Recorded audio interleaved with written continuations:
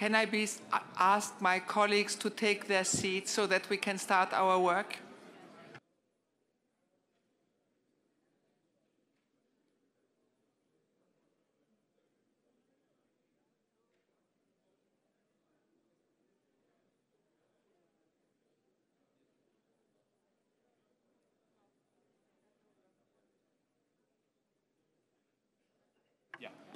Dear colleagues, I would like to open our second plenary session this afternoon. And before we begin, can I ask everybody who speaks from a prepared text to hand in that text to the Secretariat in advance? This would help the interpreters, and this will make our meeting more efficient and more productive. Thank you. As a start, I would like to ask for the formal adoption of the draft agenda for today's plenary sitting. We've got the draft agenda. Is there anybody objecting the draft agenda? This doesn't seem to be the case. The draft agenda is adopted. We have 4 supplementary items on our agenda, and we'll need to be very disciplined to ensure that we can consider these important matters. In accordance with Rule 30 of our Rules of Procedure, and in order to allow as many as possible to speak, I have decided to limit speeches in all the debates this afternoon to 3 minutes. Is that agreed? It's agreed. Thank you. The time limit of 3 minutes will be very strictly applied, and if we see that we run out of time, I might have to reduce the time limit.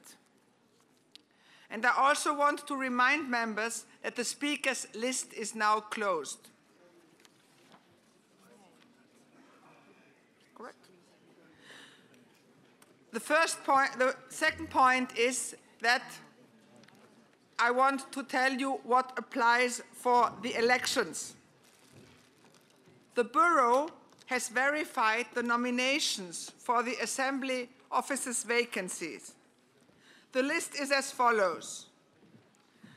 The President to be elected to the end of 2013 session is Mr. Riccardo Migliori from Italy as only candidate. But the election is tomorrow. The vice presidents have 3 that are to end at 2015 session and 2 to end 2013 session. The following have been verified as candidates, and I read them out in alphabetical order. Mr. Robert Adderholt from the USA, Mr. Jean-Charles Gardetto from Monaco, Mr. Nikolai Kovalev from the Russian Federation, Mr. Alain Nery from France, Mr. George Tsereteli from Georgia, and Mrs. Uta Zapf from Germany. These 6 candidates are the candidates for the 5 posts of vice presidents. Since the only candidate for president is one of the vice presidents, there will be 5 vacancies for vice presidents, so members will have 5 votes for vice presidents.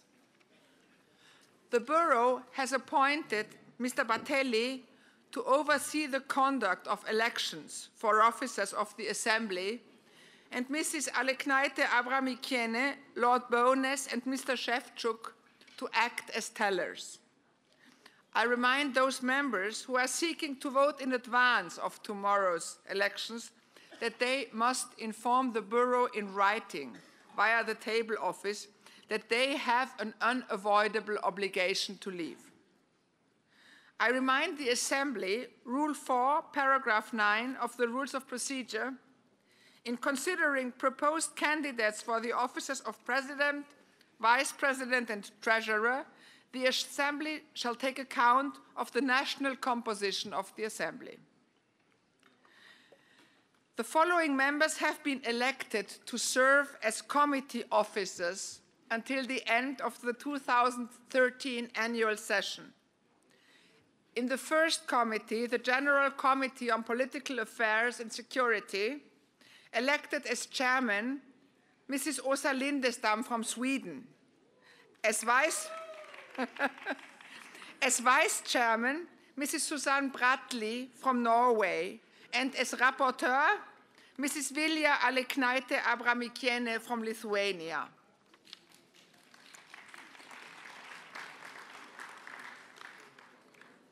In the second committee, the General Committee on Economic Affairs, Science, Technology and Environment, chairman has become re-elected Mr. Sergei Shevchuk from the Ukraine, vice chairman Mrs. Rosa Aknazarova from Kyrgyzstan, and as rapporteur Mr. Christos Stylianidis from Cyprus.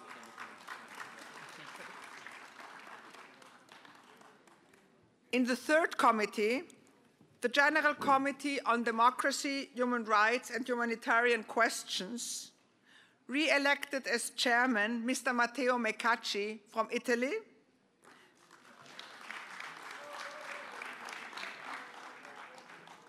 as vice chairman Mrs. Isabel Santos from Portugal, and as rapporteur Mrs. Anne Fellan from Ireland.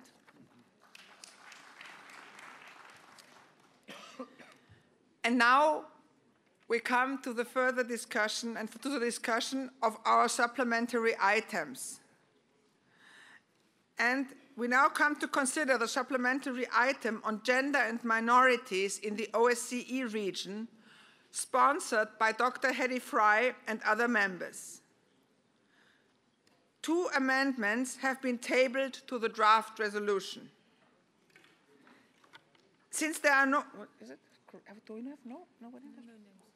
Since there are no names on the speakers list, we will move straight to consideration of amendments after Dr. Fry has presented the resolution. We will vote on the resolution paragraph by paragraph and on the amendments in the order in which they relate to the text. I call on Dr. Hedy Fry to present her supplementary item. You have the floor. Thank you, Madam Chair. Everyone heard my report, so I'm not going to go into this again and again.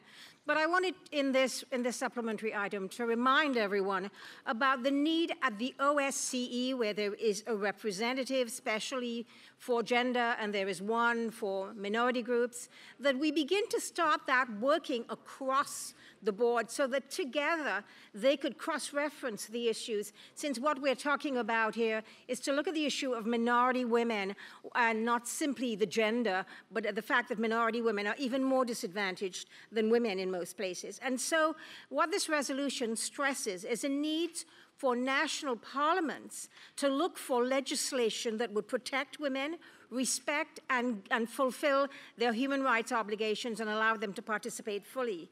Secondly, we can do absolutely nothing if we don't have good data, and not simply sex disaggregated data, but data on minorities so that we can identify the minorities. And then we can analyze that data by looking at, in fact, how they are faring, how they're integrating, what their access to education, justice, health, etc. is in those countries, so that we can have a progression record to look at and a measurable goal to head for. I also want to encourage nation states to work together. Some have done very good work. Some have got very good practices. We don't have to reinvent the wheel. Let's learn from each other. And let's, for instance, look at some of the work that's being done in Astana with regard to Roma and Sinti populations.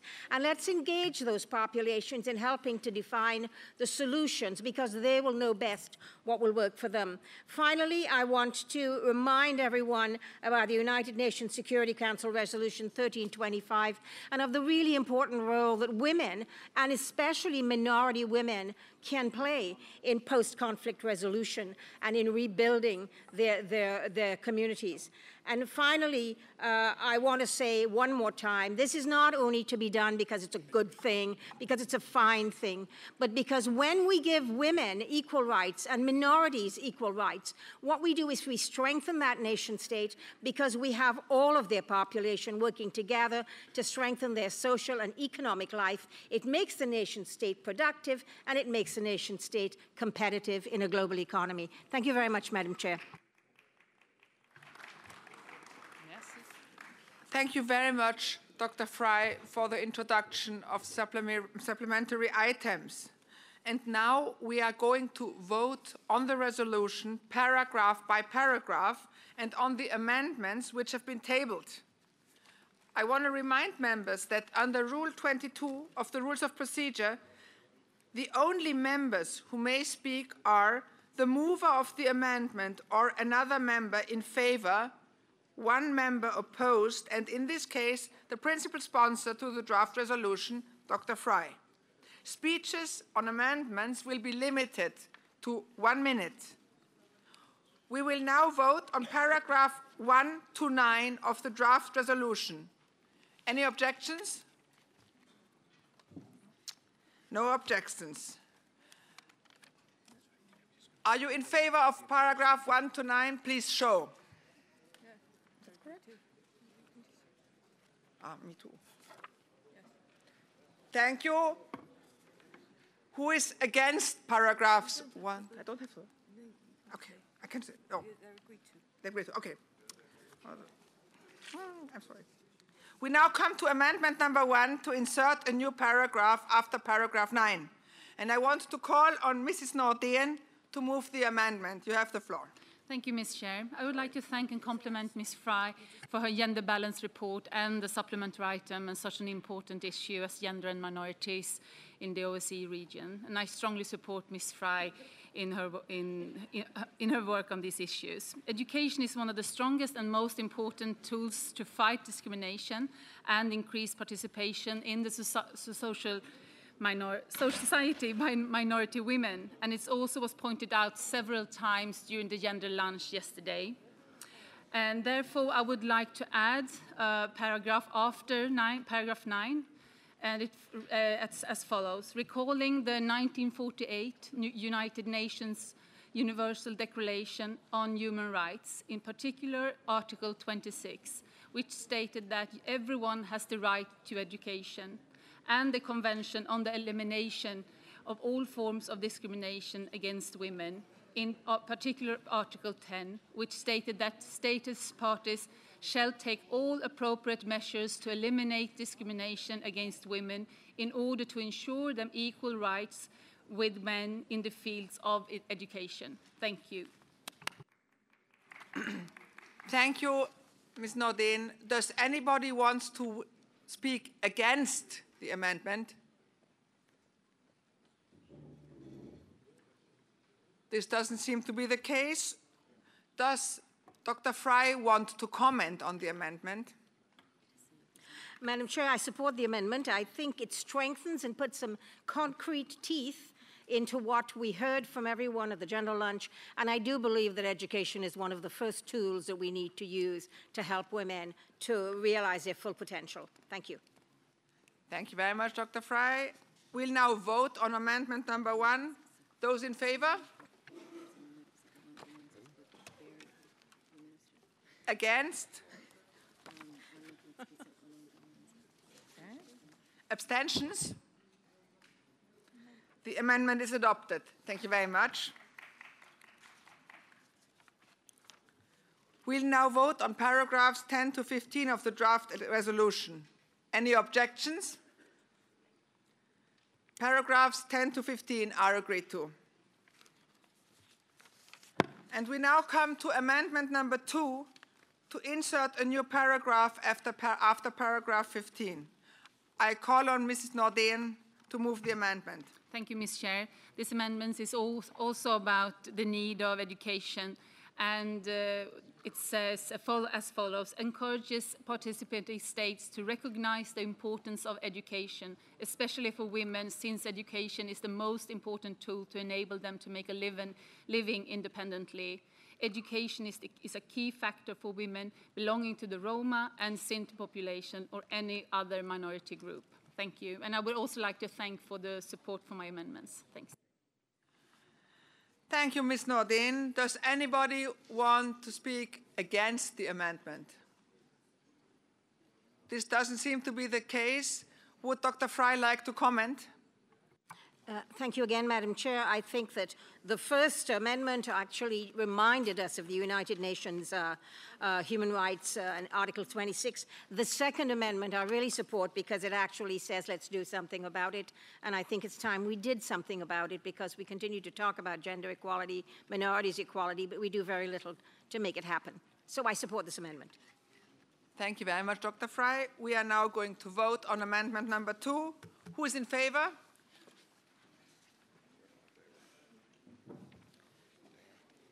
Against? Abstentions? The amendment is adopted. And now we will vote on the draft resolution of the Assembly as a whole. Those in favor? Oh, shoot. I'm not voting. Against?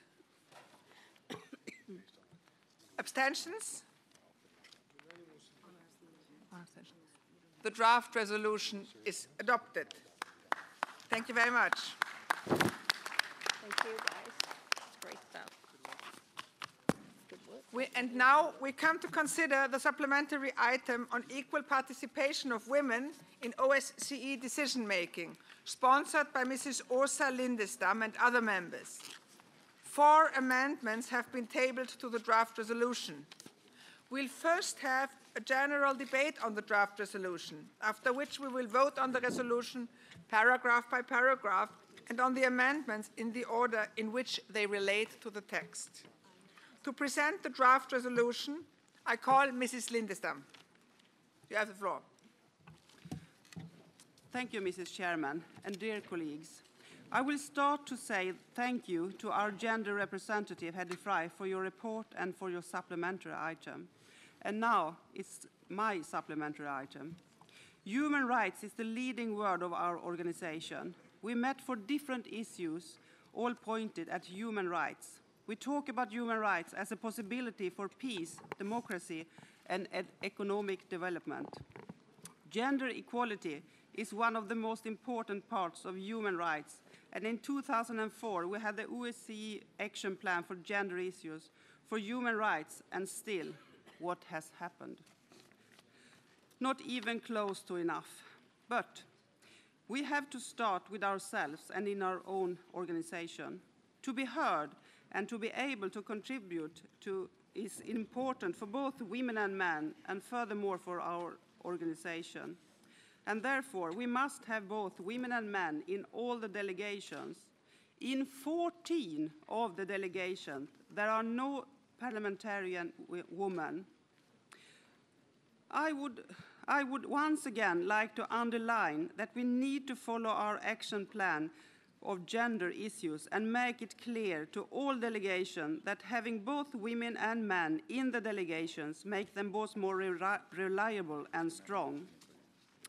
And to have both women and men on stage giving speeches is also important. So let us stop talking about gender issues and start walking the path to more gender equal organization. And that we can do by adopting my supplementary item. Thank you. Thank you, dear Swedish colleague. And now the debate is open now, and as first speaker, I call on Mrs. Rosa Gili Casals from Andorra. Mrs. Gili Casals, you have the floor. Merci, Madame la Présidente. Les dernières élections législatives qui se sont déroulées dans la principauté d'Andorre en avril 2011 ont abouti à la formation d'un Parlement parfaitement paritaire hommes-femmes, et ceci sans la nécessité d'aucune règle, aucune imposition spécifique pour inciter la parité.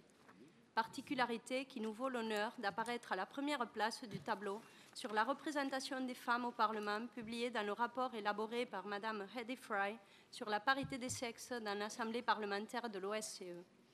Nous sommes fiers aussi de bénéficier d'un parfait équilibre hommes-femmes dans le domaine de la justice et dans la représentation des pouvoirs locaux.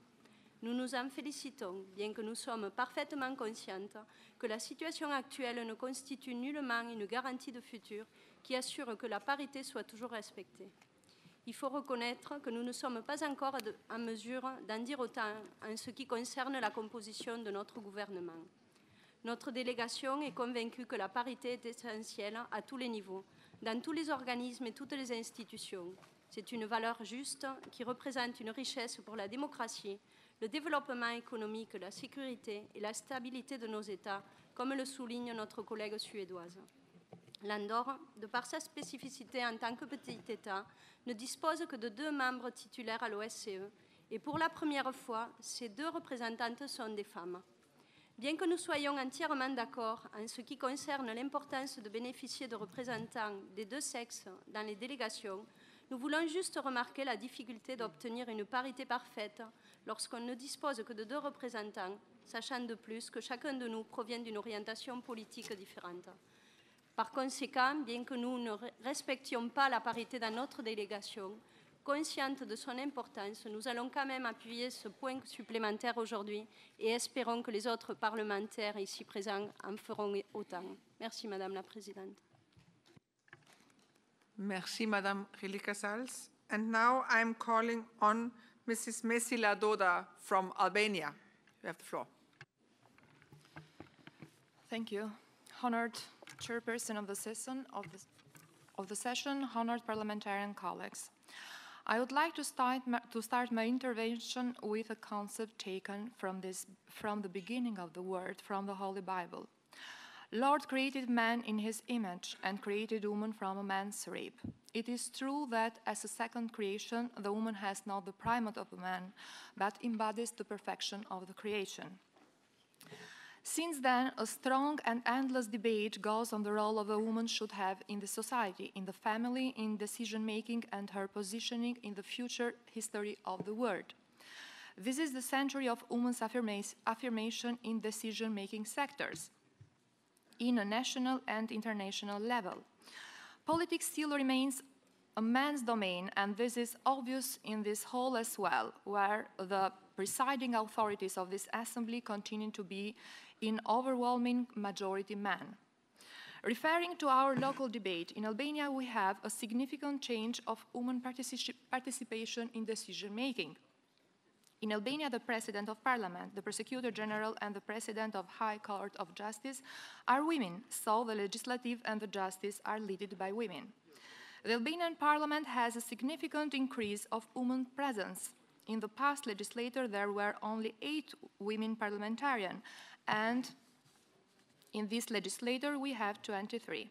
In the new electoral code, the percentage of women in parliament is expected to be about 30% as a result of the positive changes in this new electoral code will undergo. Of course, the above mentioned changes are not everything, but they are good steps forward in the way of much more fair gender representation. Honored ladies and gentlemen, the last century's challenge was the acceptance of the fundamental women's rights, considering them as human rights. This challenge is not fulfilled yet, as long as we still don't have a real equality in the majority of the world's countries. As long as this is a world still influenced by the phenomena of domestic violence and trafficking of human beings. The challenge of this century should start from the respect for women, from the consideration of women from a different point of view, that of a perfect human being, able to obtain and administer power to distribute attention, compassion, and justice. So let's start today from this forum with another concept of considering women, capable of being an equal part in these executive and policy-making institutions. The strong signals given from this forum would give us the possibility to positively change the realities in our countries. Thank you. Thank you, dear colleague. You made it precisely in 3.00 minutes. Thank you very much for that. I would like to ask Mrs. Lindestam whether she wants to reply to the debate. I agree with these ladies that have spoken already, so I'm satisfied. Thank you very much. The debate is closed then. And we will now vote on the draft resolution, paragraph by paragraph, and on the amendments which have been tabled. I remind members that under Rule 22 of the Rules of Procedure, the only members who may speak are the mover of the amendment or another member in favor and one member opposed. And in this case, the principal sponsor of the draft resolution, here Ms. Lindestam, who answers to these. Speeches on amendments will be limited to 1 minute. We'll now vote on paragraph 1 to 3 of the draft resolution. Any objections? Paragraphs 1 to 3 are agreed. And we now come to amendment number 1 to insert a new paragraph after paragraph 3. As Mrs. Aknazarova also has another amendment immediately after this, I would like to ask Mrs. Aknazarova to move both amendments together. And I call upon Mrs. Aknazarova to move amendment number 1 and number 2 in one go. Please, Mrs. Aknazarova, you have the floor. Уважаемые коллеги, я бы хотела показать вам правила процедуры парламентской ассамблеи ОБСЕ. Правило 1, 4 пункт. В каждой национальной делегации должны быть представлены как мужчины, так и женщины. Если бы этого пункта не было, возможно, во многих делегациях женщин не было бы. Если бы мы здесь добавили не более 70% представленности одного пола, было бы еще лучше. Хочу сказать, что я уже в своем выступлении говорила о том, что в нашем парламенте был такой случай, когда не было представлено ни одной женщины. И поэтому я считаю, что нужно добавить в пункте 3, отмечая, что выборы сами по себе не гарантируют получение позиции женщин в высокопоставленных руководящих позициях. Следующее. Если будут женщины представлены, будем быстрее достигаться гендерного равенства. Может быть, по всем своим поправкам или же каждый отдельно? Госпожа Газбург, Дуглас. По всем? Only to number 1 and 2. Окей. Thank you.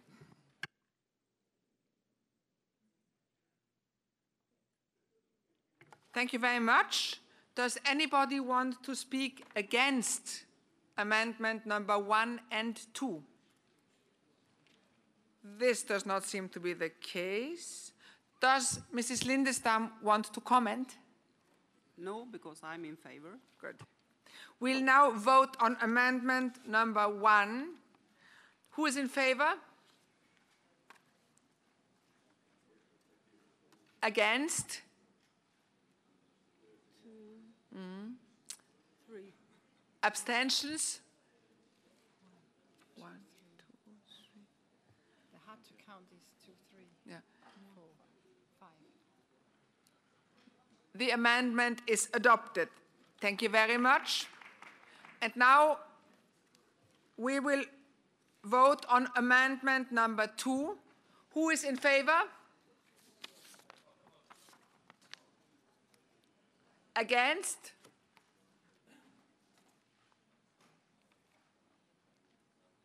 Abstentions? The amendment is adopted. Thank you very much. We'll now vote on paragraphs 4 to 6 of the draft resolution. Any objections? Paragraphs 4 to 6 are agreed.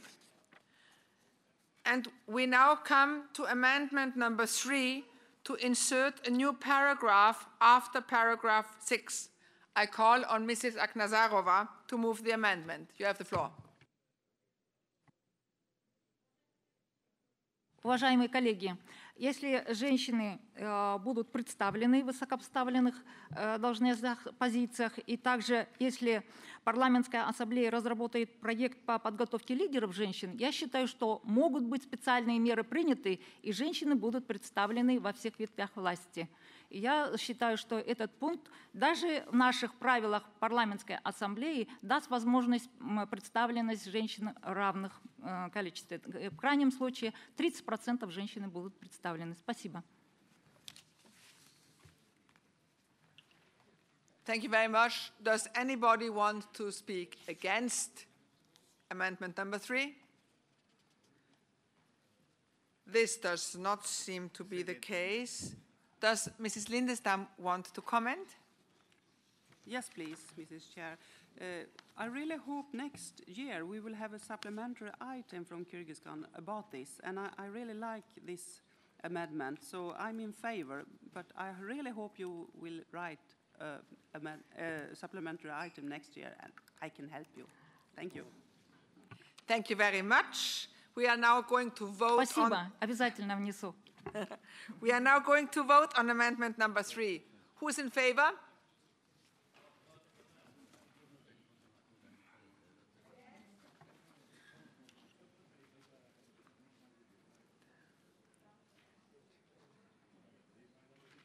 Abstentions?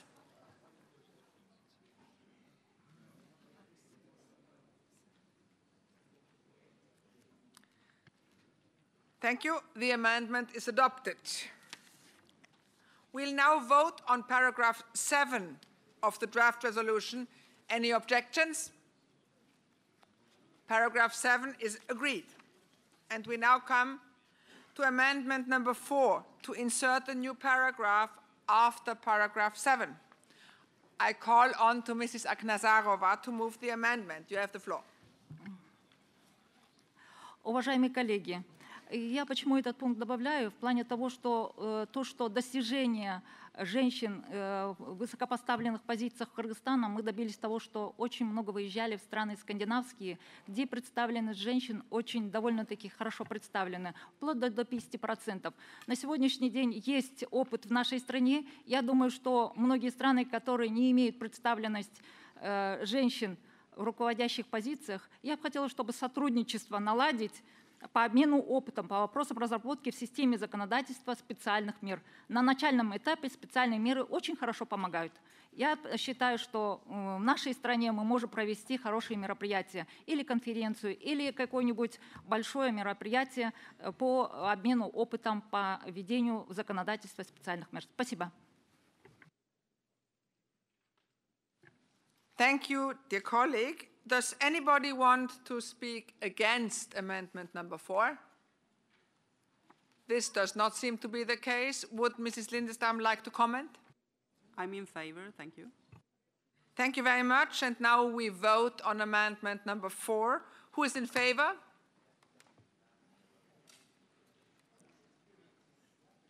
Against?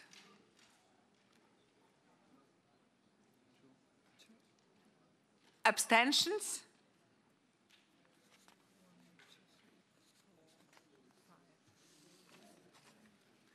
The amendment is adopted. We will now vote on paragraph 6 to 11 of the draft resolution. Any objections? 8. Paragraphs 8 to 11 are agreed to. And now we are going to vote on the draft resolution of the Assembly as a whole and as amended. Who is in favor?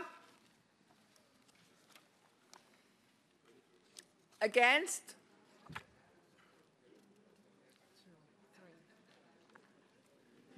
Abstentions?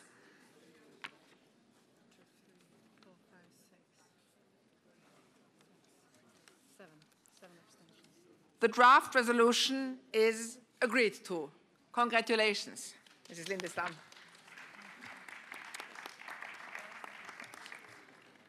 And now we come to consider the supplementary item on Ukraine, sponsored by Mr. Matteo Mecacci and other members. 7 amendments have been tabled to the draft resolution.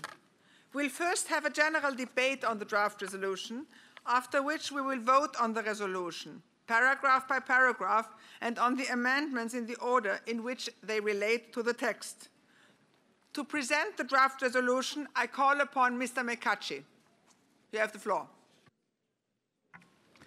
Grazie Presidente per avermi dato la parola e vorrei iniziare la presentazione di questa risoluzione ringraziando i 50 colleghi da 21 paesi che l'hanno sottoscritta e che intendono, insieme a me, porre all'attenzione della nostra Assemblea innanzitutto e poi dell'OSCE anche nella sua dimensione governativa, una questione che è per noi molto importante e che riguarda la preoccupazione che è stata espressa nel corso di questi ultimi mesi e delle settimane scorse da molti governi europei, da tante istituzioni internazionali, a partire dalla Commissione europea, dal Consiglio europeo, dal Consiglio d'Europa, e crediamo sia importante che anche l'OSCE, in quanto tale, esprima la sua opinione su quello che consideriamo il deterioramento progressivo dello Stato di diritto in un Paese che è membro della nostra organizzazione e che andrà, con la fine dell'anno e l'inizio del prossimo, ad assumere il ruolo più importante, che è quello di avere la presidenza della nostra organizzazione. Vedete colleghi, per alcuni questa iniziativa politica è stata considerata un atto di scortesia, qualcosa che nei circoli diplomatici non si dovrebbe fare, cioè il fatto di interrogarsi su come all'interno dei nostri paesi i valori per i quali questi governi si sono impegnati, in particolare sui temi del rispetto dello Stato, del diritto e della democrazia, vengano rispettati. Noi riteniamo che questo sia un atto di amicizia nei confronti dell'Ucraina, delle sue istituzioni e del suo popolo, e credo che sia un atto di amicizia anche nei confronti della nostra organizzazione, perché se la nostra organizzazione non avrà la capacità, la forza politica di sapersi interrogare sulle sfide che abbiamo sia al nostro interno che al di fuori della nostra area, è dubbio, questo è il mio punto di vista, che la nostra organizzazione possa continuare ad avere la rilevanza politica che ha avuto in passato e che è andata progressivamente perdendo. Quindi il fatto di affrontare delle risoluzioni che riguardano dei paesi specifici non è qualcosa di cui dobbiamo avere paura. Abbiamo dimostrato anche nei mesi scorsi, nel dibattito che avevamo avuto a Vienna nel Comitato sui diritti umani, come parlando delle situazioni nelle carceri e dei sistemi giudiziari ci siamo occupati di tanti paesi, ci siamo occupati anche del mio paese, dell'Italia, che affronta delle sfide e delle difficoltà che sono comuni a tutti noi, però credo che come assemblea politica abbiamo il dovere di affrontare e discutere politicamente questi casi, lasciando forse al ruolo degli ambasciatori che sono a Vienna di occuparsi di questioni diplomatiche. Siamo una sede politica che ha il diritto di confrontarsi e di votare su questi temi. Allora, per entrare nel merito di questa questione, io credo che il testo che abbiamo presentato sia un testo bilanciato, un testo che si basa su dei fatti, che non cerca di mettere sul banco degli imputati nessuno, ma esprime una preoccupazione profonda che sta aumentando in tutte le istituzioni e in tanti governi nazionali e che riguarda in particolare alcuni procedimenti penali che in Ucraina hanno riguardato l'ex primo ministro Yulia Tymoshenko, ma anche l'ex ministro dell'interno Lutsenko e l'ex ministro della difesa Ivashenko. È chiaro che noi sosteniamo gli sforzi di tutti i governi nella lotta contro la corruzione. È vero al tempo stesso che nella lotta contro la corruzione il rispetto dei diritti degli imputati e il rispetto dello Stato di diritto sono elementi fondamentali. È chiaro che in Ucraina siamo in una situazione in cui ci si avvicina anche al prossimo appuntamento elettorale previsto per il prossimo autunno, nel quale è evidente che il ruolo dell'ex primo ministro e leader dell'opposizione insieme a quella parte politica viene messo seriamente in discussione da questo tipo di procedimenti che alcune organizzazioni internazionali che hanno monitorato, come l'Helsinki Committee danese ed altri, hanno verificato non sia stato nel rispetto degli impegni che l'Ucraina aveva assunto. Quindi io spero che attraverso questa discussione, concludo Presidente, si possa arrivare ad una decisione che, tenendo conto anche eventualmente dei progressi che le autorità ucraine vorranno dirci in questo dibattito, vi sono stati o non ci sono stati, possa arrivare ad una conclusione positiva da parte della nostra Assemblea. Grazie. Thank you very much, dear colleague. We are now starting the debate, and 9 speakers have asked to speak in the debate, and I ask my colleagues really to hold the 3 minutes speaking time. The first one to want to speak is Mr. Shevchuk from the Ukraine. You have the floor, dear colleague.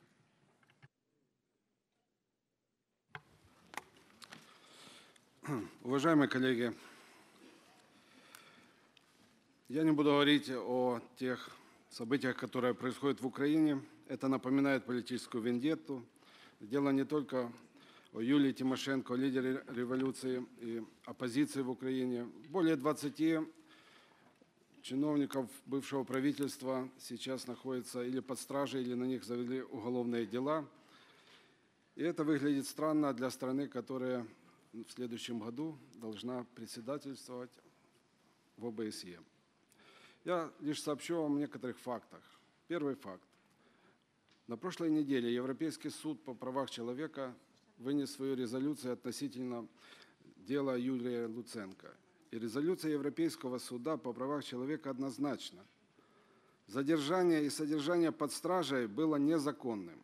Украинская власть должна освободить его и выплатить материальную компенсацию за ущерб, в том числе за ущерб его здоровью, и признать политически мотивированным заключение оппозиционера. Европейский суд по правам человека готов сделать свое заключение в отношении Юлии Тимошенко.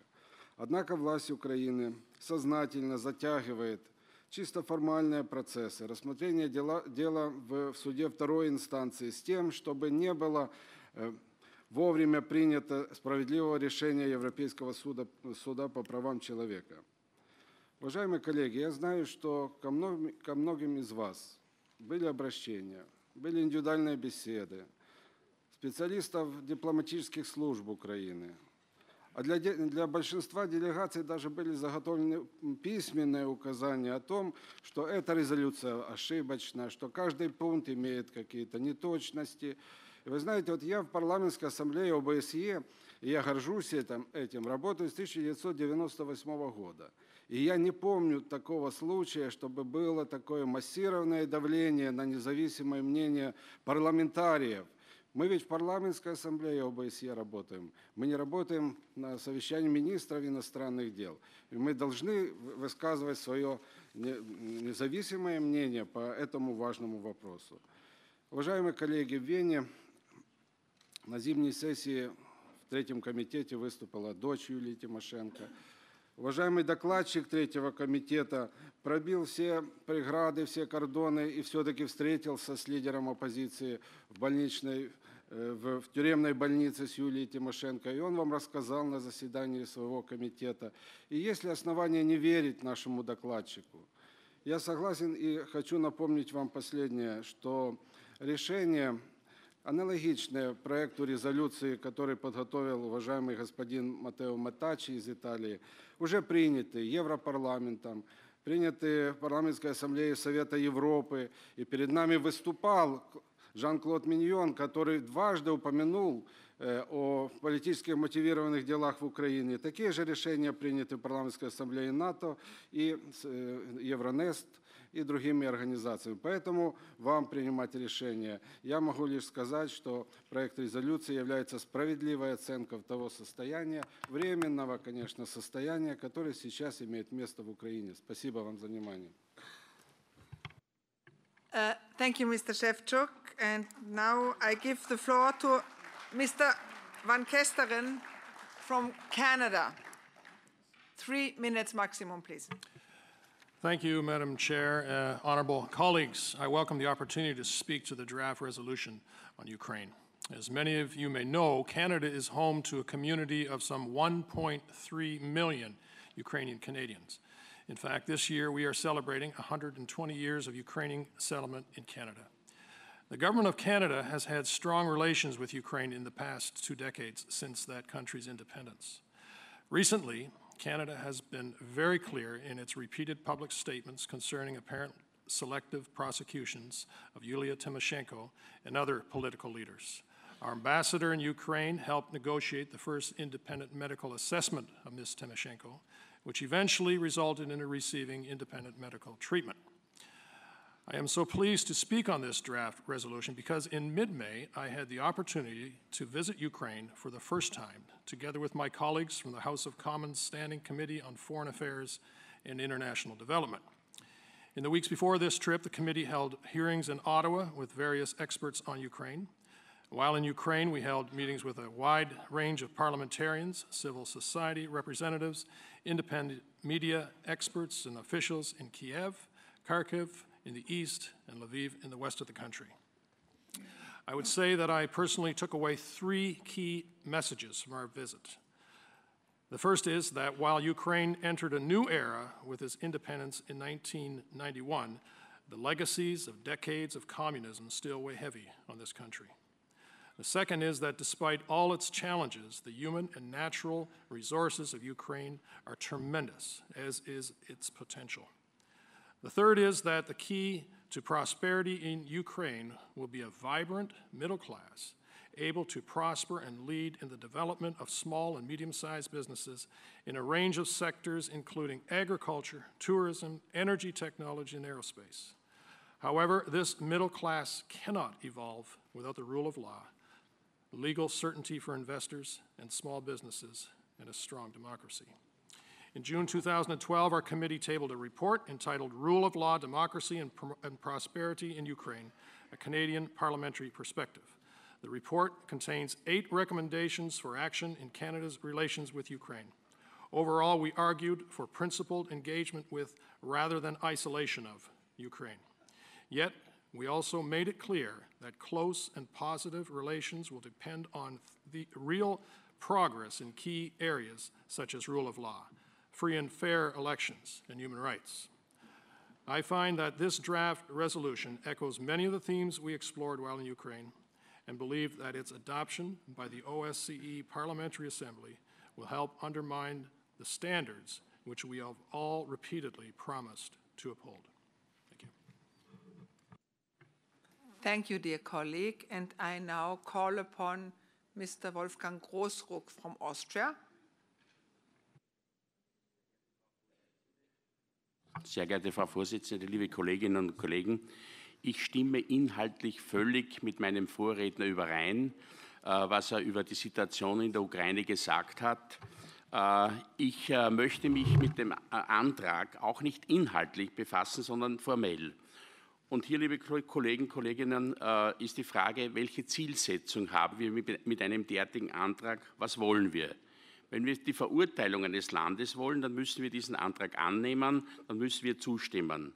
Wenn wir aber Gesprächsbasis wollen, Verbesserungen, dann weiß ich nicht, ob Anträge wie dieser, die ein Land pauschal verurteilt, die richtigen sind.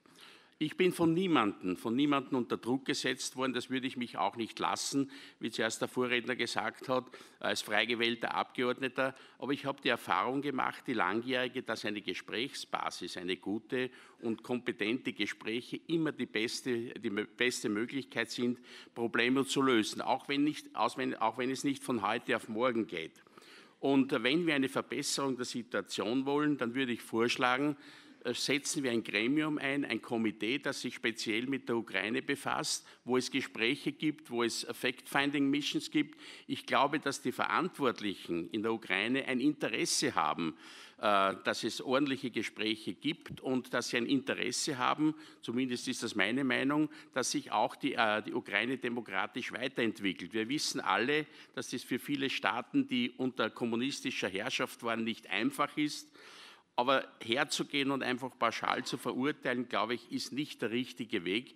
Ich hätte mir vielleicht vorgestellt, wenn der Antrag zurückgezogen wäre und wir wirklich ein Komitee eingesetzt haben, das sich speziell mit diesem Thema befasst. Denn was wird geschehen, wenn der Antrag angenommen wird? Dann ist er irgendwo in den Akten und er ruht. Wenn aber hier aktiv zugegangen wird auf die Ukraine, aktiv ein Gremium eingesetzt wird, dann glaube ich, ist das allemal besser, als einen formellen Antrag zu beschließen. Dankeschön. Danke, Herr Kollege. And now I would like to call upon Mr. Stefina from the Czech Republic. Уважаемая госпожа председатель, уважаемые коллеги, дамы и господа, позвольте мне одну небольшую заметку.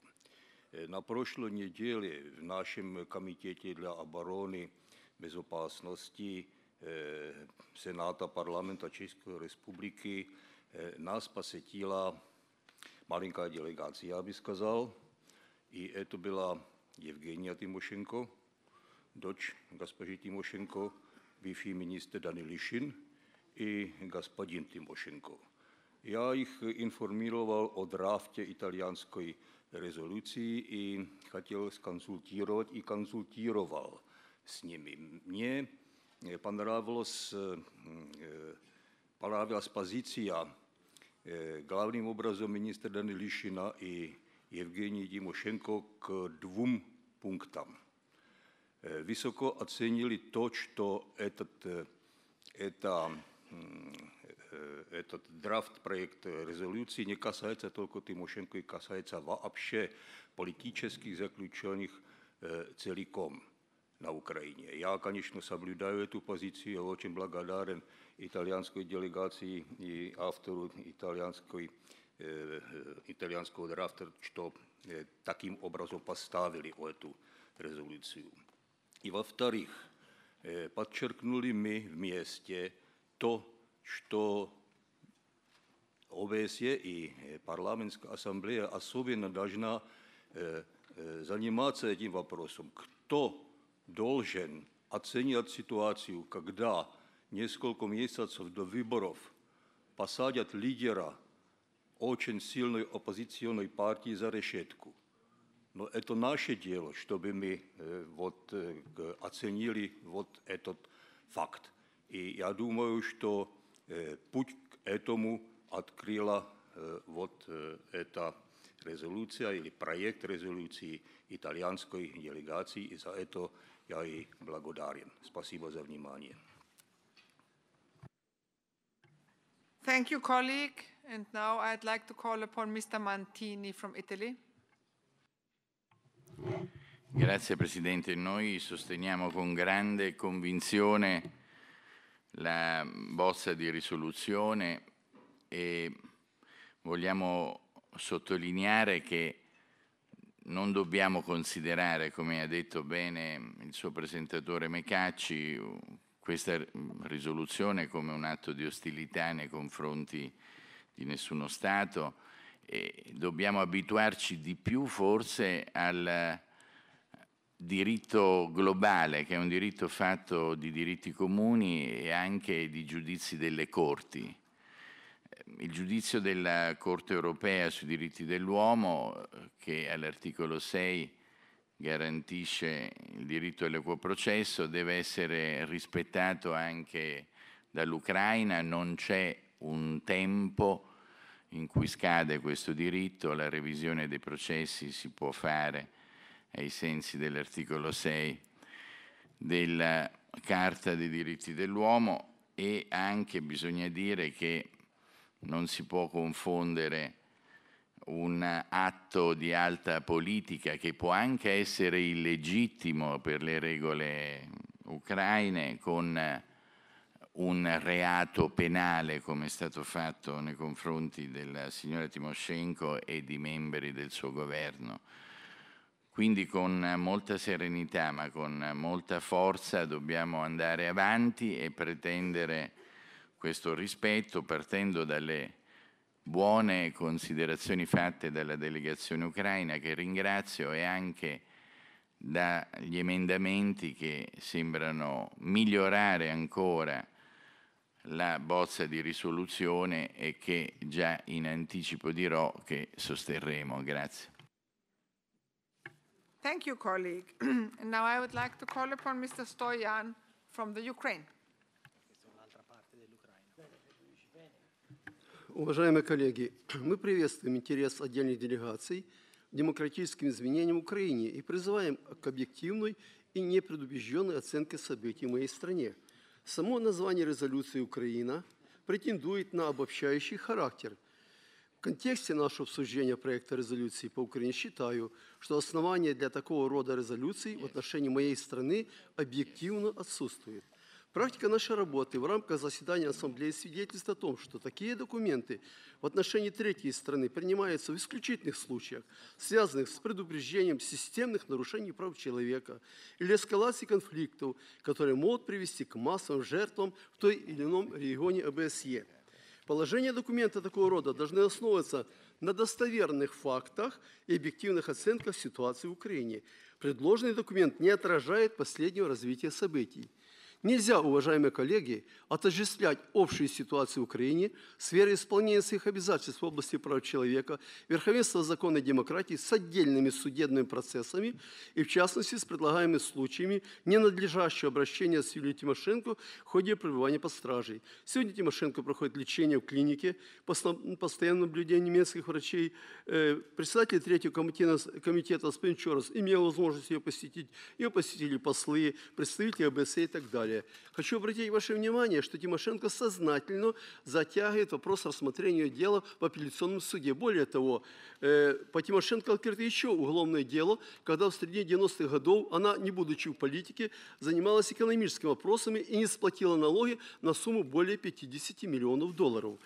Хочу также обратить ваше внимание, что недавно мы приняли Криминально-процессуальный кодекс Украины, который учитывает рекомендации Совета Европы, приняли закон о доступе к публичной информации, закон о собраниях, проводится судебная реформа. Все это свидетельствует о стремлении Украины усилить верховенство закона, прав человека и демократию в соответствии с принятыми обязательствами в рамках международных организаций, в том числе ОБСЕ.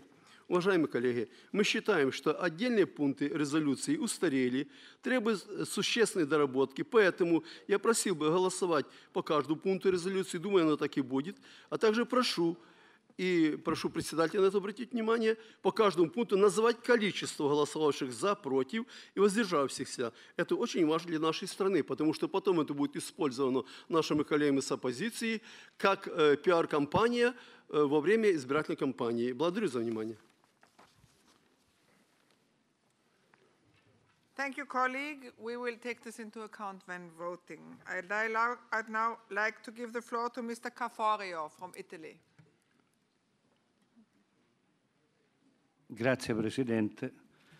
Onorevoli colleghi, intanto io vorrei ringraziare l'onorevole Mecacci per aver portato con questa risoluzione all'attenzione di questa rispettabilissima Assemblea il caso di Moncao e quindi di conseguenza la questione del rispetto dei diritti umani da parte dell'Ucraina.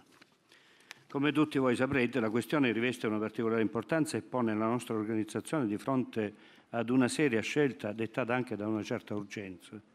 La Presidenza dell'OSCE, secondo quanto stabilito dall'ultima Troica, il prossimo anno verrà infatti affidata proprio all'Ucraina.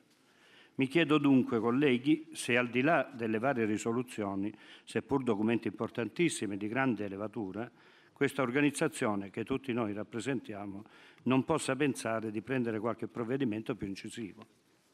Pretendere il rispetto dell'ordinamento giuridico internazionale, della dignità umana, dei diritti fondamentali, prevedere il diritto ad un processo equo e giusto dovrebbero essere delle condizioni sine qua non, in assenza delle quali qualsiasi rapporto di interlocuzione e di dialogo dovrebbe quantomeno risentirne. Quanto avvenuto l'11 ottobre dello scorso anno in Ucraina, e mi riferisco alla sentenza di condanna a 7 anni di reclusione emessa nei confronti dell'ex premier Tymoshenko, è inaccettabile.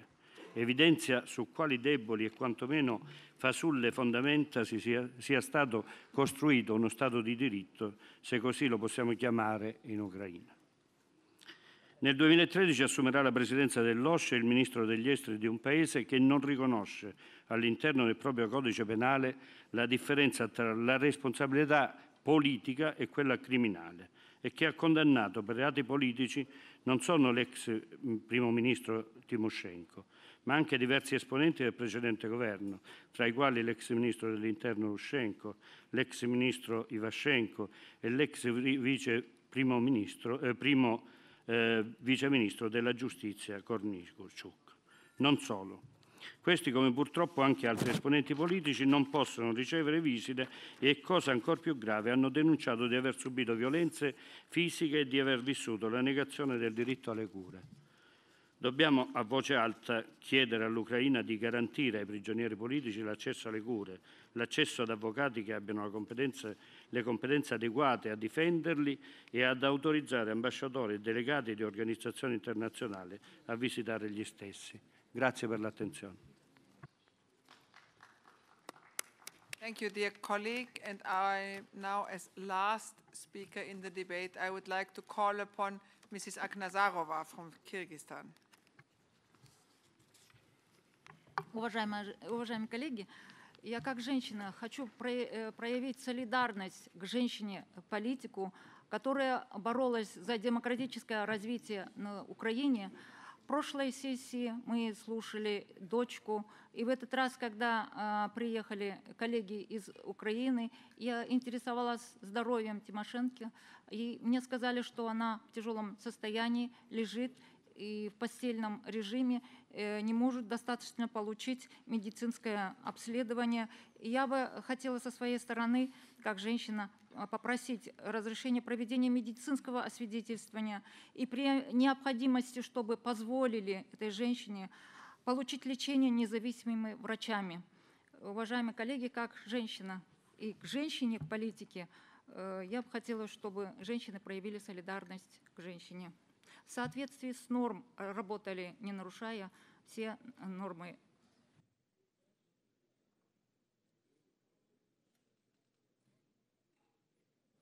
Thank you, Mrs. Aknazarova. I would like to ask Mr. Mekachi whether he wants to reply to the debate.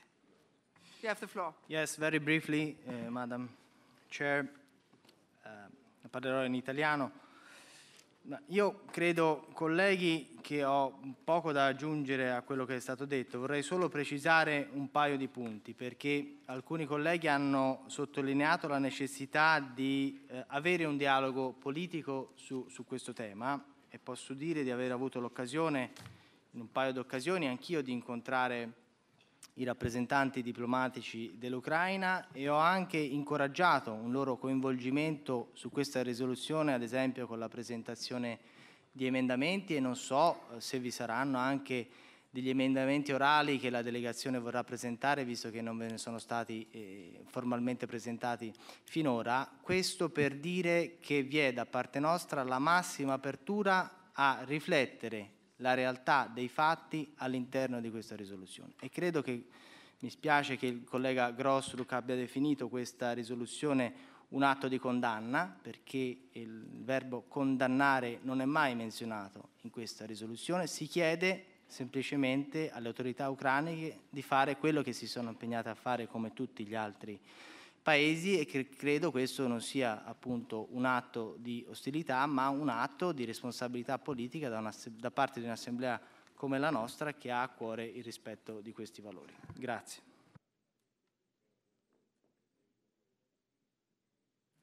Thank you, dear colleague. And now we are going to vote on the supplementary item on Ukraine. And we will now vote on the draft resolution, paragraph by paragraph, and on the amendments which have been tabled. And I want to remind members that under Rule 22 of the Rules of Procedure, the only members who may speak are the mover of the amendment or another member in favor, one member opposed, and in this case, the principal sponsor of the draft resolution, Mr. Mekachi, who is giving his opinion on this. Speeches on the amendments are going to be limited to 1 minute.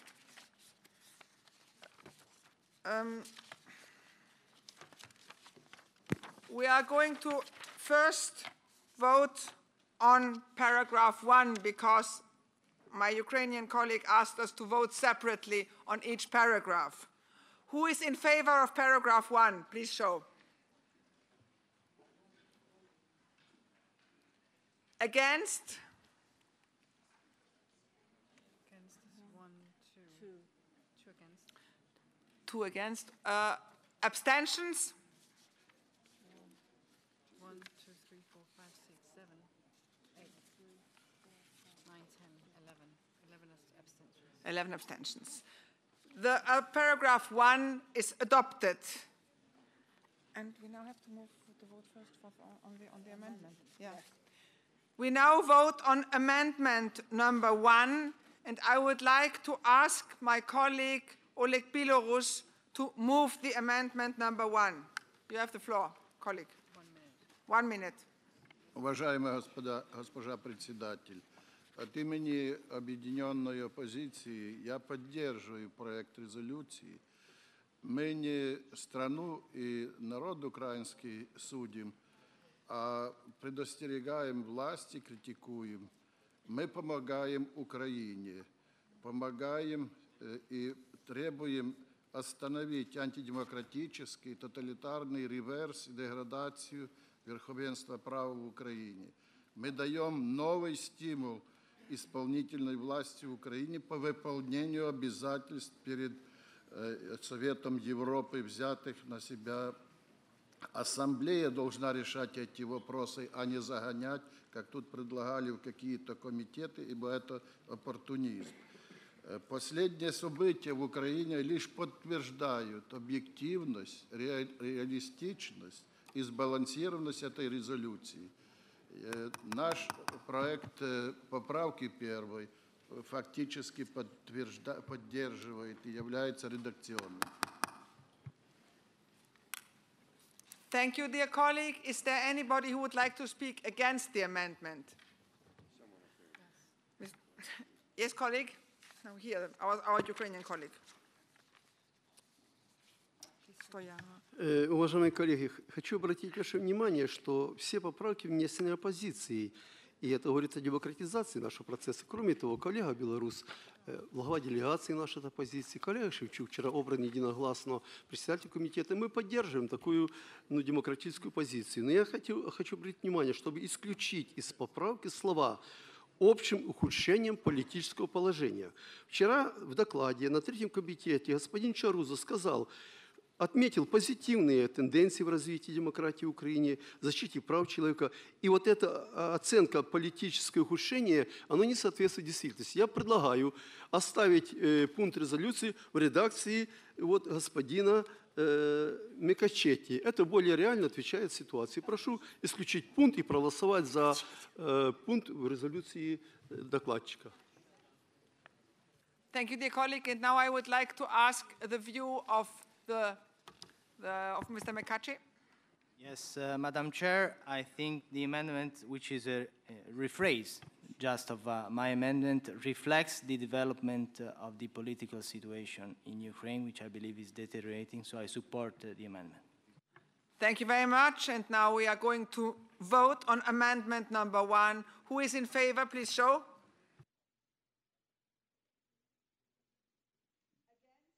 Against? Sorry.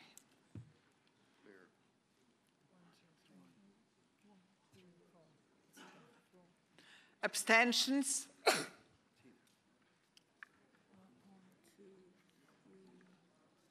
It's clear. Yeah. The amendment is adopted. Yes, please. Уважаемый председатель, я просил в своем выступлении, чтобы все-таки мы называли, сколько человек голосовали за ту иную поправку, сколько человек голосовали против. Вы не называете такую цифру. Я понимаю, это затянет процесс, но поймите меня, для моей страны, для Украины, такой большой страны, очень важно, как нам относятся наши коллеги по ОБСЕ, как они голосуют, кто нас поддержит, кто не поддержит. Поэтому я прошу в дальнейшем при голосовании всех поправок называть количество голосовавших за, против, воздержавшихся. Если это сложно, давайте сейчас создадим небольшую счетную комиссию 3 человека, еще каким-то образом. У вас есть секретари, и поэтому доручите поставить людей по рядам и объявлять нам количество голосовавших за, против. Это будет демократично. Спасибо за понимание, за поддержку. Thank you, dear colleague. I would like to comment in this way. Your wish can only be fulfilled with a roll call. And a roll call would need that 1/3 of our colleagues here in this room support that we are having a roll call. Would you like me to check for a roll call? Я этого не хочу сделать, но когда держат карточку и голосуют «за», у вас есть секретариат, который может посчитать карточки и сказать, голосовали «за» 30, 40 человек или 50. Это несложно сделать. Не нужно никакой переклички делать. Мы не хотим 1/3. Потом мы поставили голосование «против». Вы также посчитали и сказали, и воздержавшиеся. Это очень просто. Мы вчера так точно голосовали по резолюциям. Это демократично, это честно по отношению друг к другу. Я прошу все-таки ввести эту процедуру. Я требую это от большинства делегаций, от большинства парламента Украины. Благодарю вас. Thank you, dear colleague. I think we can do the following. It's very hard to count every vote for, but we can count the votes against and the abstentions. Okay. Can do that. Do it once again.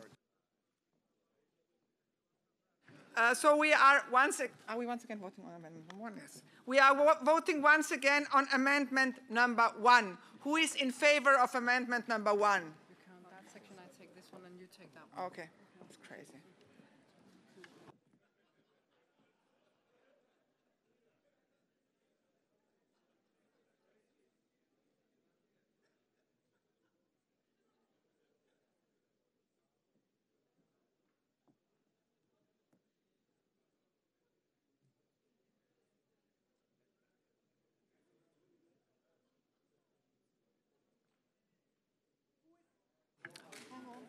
Can I?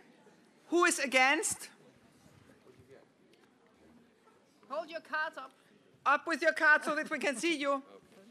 3 in this block. 3 in this block, 4 in this block. Abstentions?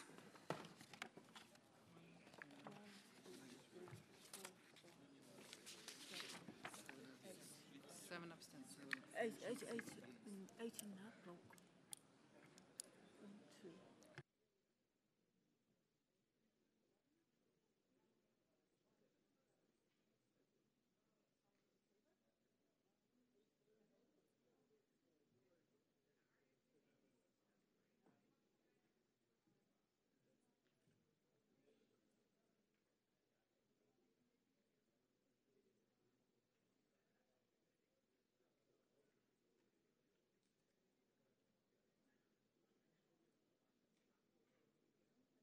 I'm sorry, it's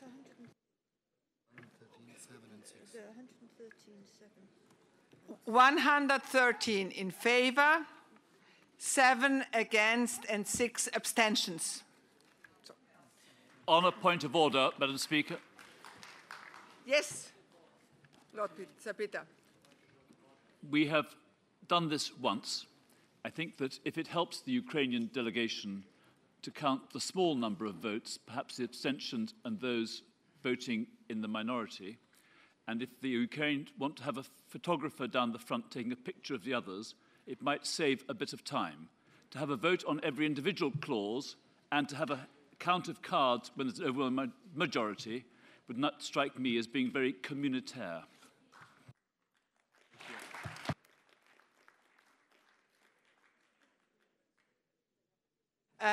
Dear colleague, would it be okay if we counted the smaller numbers? We have now once counted the bigger numbers and the smaller numbers. If that is okay with you, because that would sort of speed up and make it easier for all of us, because it's incredibly time consuming. Please. Спасибо, госпожа председатель. Во-первых, я хочу вас поблагодарить за то, что вы прислушались к моему мнению. Безусловно, для нашей страны важно отношение к этой резолюции, это отношение к моей стране, это в какой-то мере оценка страны, которая, в общем-то, не заслужила на принятие такой резолюции, которая стала на путь демократизации, утверждения прав человека и так далее.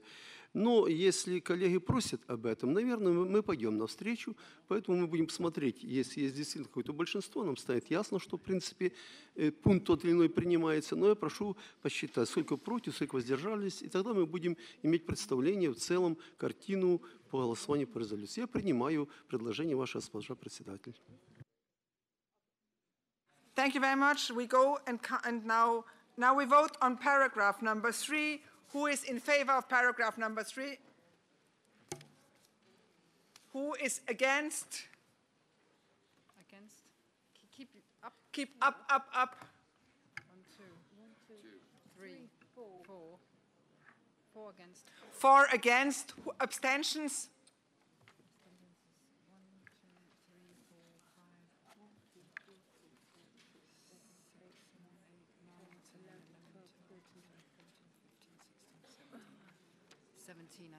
17 abstentions. Paragraph 3 is adopted. We are now going to vote on paragraph 4. Who is in favor?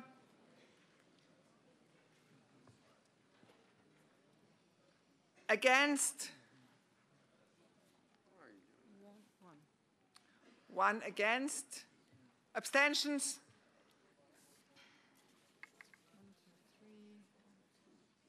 3 in this section. 4 in this section. 4 in this section. 16, I think. 16. We now come to amendment number 2, and I would like my colleague, Mr. Bilorus, to move it, but please not longer than 1 minute. Госпожа председатель, я буду очень краток. Эта поправка носит чисто редакционный уточняющий характер. Она улучшает текст резолюции. Спасибо. Thank you very much. Who wants to speak against the amendment? Mr. Stoyan. Уважаемые коллеги, эта поправка не имеет никакого отношения к резолюции. Дело в том, что целый ряд государств сообщили, что в связи с участием их в других важных мероприятиях, которые проводились в их стране, в это время они не могли прибыть в Украину. Поэтому это мероприятие перенесено на более поздний срок. Предлагаю эту поправку не голосовать. Благодарю вас. Thank you very much. What is the opinion of Mr. McCarthy? I'm in favor. This is just a factual correction of the amendment, so no political consideration. ITA, support it. Thank you. We are now voting on amendment number 2. Who is in favor? Against?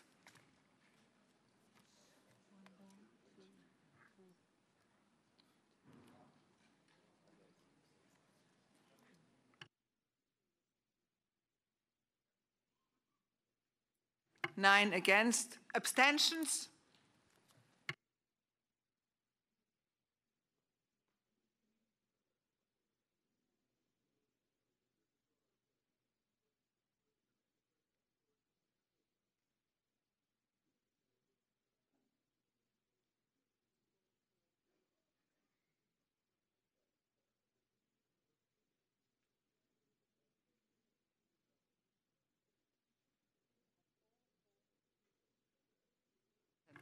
Eighteen abstentions.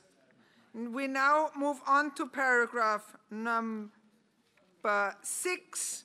Who is in favor of paragraph number 6? Against? Уважаемая госпожа председатель, хотел бы уточнить кое-что. Я против этого пункта, и моя часть делегации. Можно мне это сделать? No, it's not an amendment. It's only a separate voting. I'm sorry. Вот я хочу по отдельному голосованию резолюции господина Микачи сделать замечание, возразить против этого пункта, если можно. Можно? Речь вот о чем идет, уважаемые коллеги. Смотрите, в этом пункте резолюции господин Микачи записано, что вот... I'm sorry, sir. I'm sorry. There is no provision of speaking against. What you asked was separate voting. Separate voting we do. We cannot speak on each and every paragraph now. I'm sorry for that. You can speak if it's an amendment, but not if it's a separate voting. Who is... Did I say that already? Who is in favor of paragraph number 6? In favor of paragraph number 6? Against?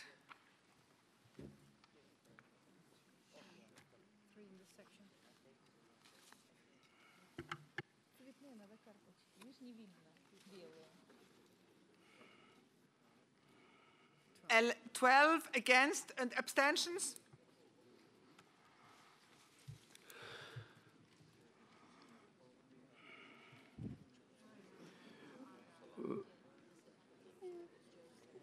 Уважаемый господа председатель, я все-таки попросил бы вас дать мне 30 секунд. Уважаемый господа председатель, я попросил бы вам дать мне 30 секунд для уточнения этого пункта 6. Тут есть большая неточность. Я называю 30 секунд, прошу вас. I'm sorry, sir. We have already voted on paragraph 6, and I'm not giving you 30 seconds. No, I'm sorry. Но когда пишут о том, что Георгий Филипчук невинен, а Георгий Филипчук судом доказано, что он нес деньги, возвратил деньги, компенсировал, он попадает в пункт политических невиновных. Нужно исключить эту фразу. I'm sorry, sir. You don't have the floor. We have voted on paragraph 6, and now we vote on paragraph 7. Who is in favor of paragraph 7, please show. Against?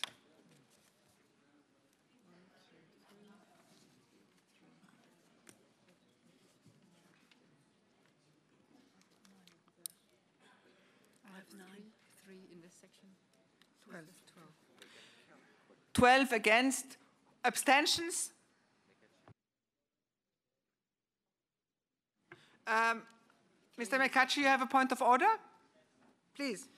Sì, Presidente, posso fare una proposta al collega ucraino che se è intenzione di presentare degli emendamenti orali, io credo questo sia possibile, però occorre che quando si arriva al paragrafo faccia la sua proposta prima di arrivare al voto e non che si parli a favore o contro il paragrafo che è in votazione. Но мне не дали слова, не дали возможности выступить. Вы сразу поставили, госпожа председатель, на голосование. Вы нарушили процедуру, я извиняюсь. Further to that point of order.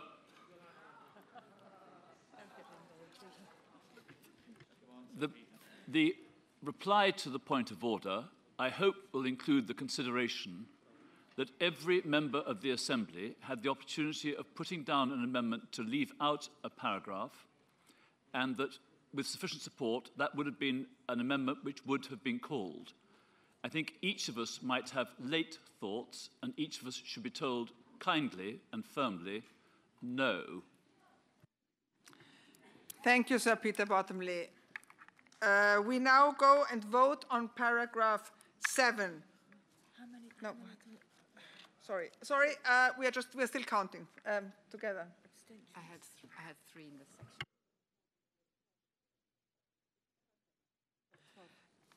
We are paragraph 7 had 12 against and 12 abstentions. We are now voting on paragraph 8. Who is in favor? Yes, please. Yes, Mr. George. Madam Chair, I'd like to use this opportunity to look at paragraph 8 because, as you know, as your rapporteur, I was allowed to visit Madame Tymoshenko this week. So that means that if you read this paragraph correctly, it becomes factually incorrect. So I think then by oral amendment, to delete this paragraph, and it's the same with paragraph 18. After my visit, it's factually incorrect. I think since we said to Mr. Stoyan that it is very late to speak now, you can vote against this paragraph. This is why we have separate voting on each paragraph. Who is in favor of paragraph 8? Forgive me, another point of order, if I may. Okay. I think it would be open to Mr. McCatchy not to move paragraph 8, which would solve the problem. You can just vote against paragraph 8 if you think it is factually wrong. Who is in favor of paragraph 8?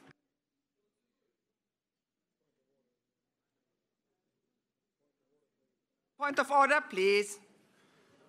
Да, я хочу с процедуры. Вы смотрите, уважаемая госпожа председатель, сам докладчик Микачи объективно сказал, что если у кого-то из нас, из моих коллег, есть возможность внести устную поправку, ее нужно ставить на голосование.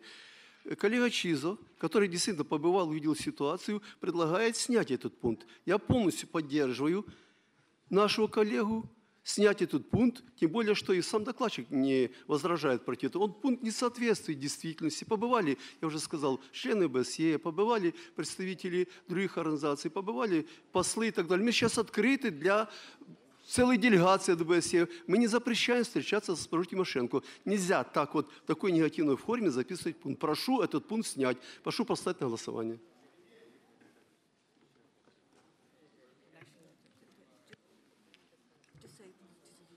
May I repeat that I think that if you vote against paragraph 8 is deleted. Why do we not just vote on paragraph 8, yes or no? I now put para 8 to the vote. Who is in favor of Please. По мотивам. Yes, please. Please. You have the floor, Mr. Rashkin.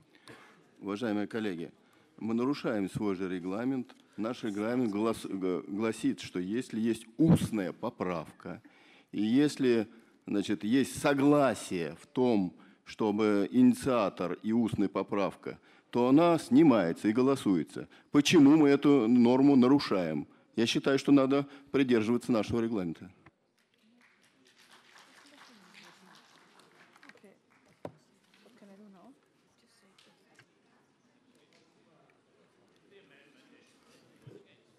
May I, if the oral amendment is to not be in favor of the paragraph, you can just vote against the paragraph. I just do not see the point of having an oral amendment if you have a choice.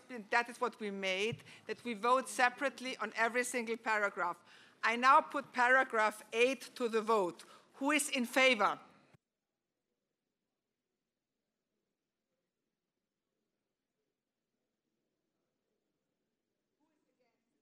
Who is against paragraph 8?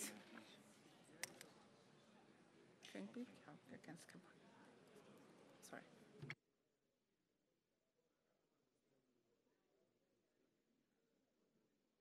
Abstentions?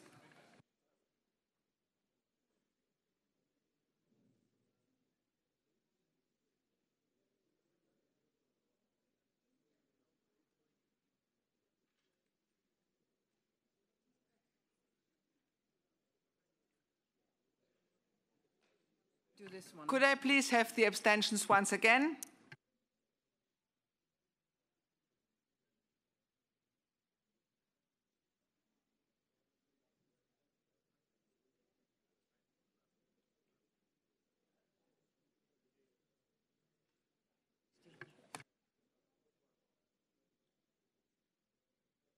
There were 8 votes in favor and 16 abstentions. That means that paragraph 8 has fallen.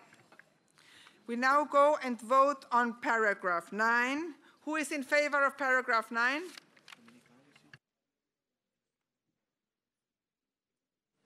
Against?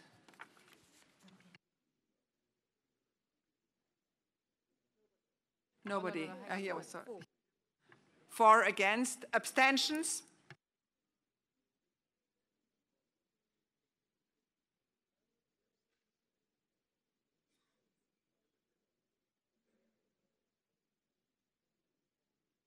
(11 abstentions. So the paragraph 9 is adopted. Now we come to paragraph 10. Who is in favor?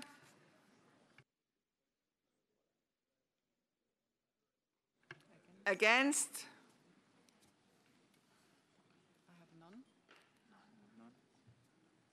Abstentions? One. I have one. 2 abstentions from over here.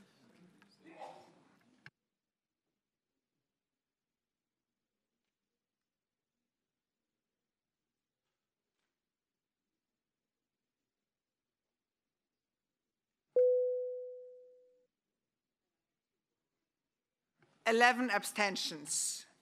We now come to paragraph 11. Who is in favor?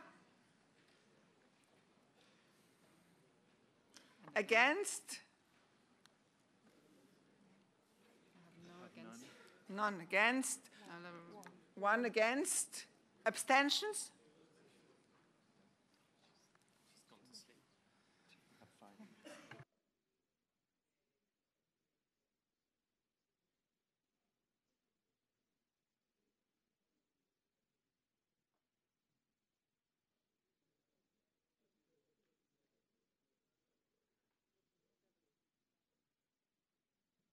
17 abstentions, so this is carried.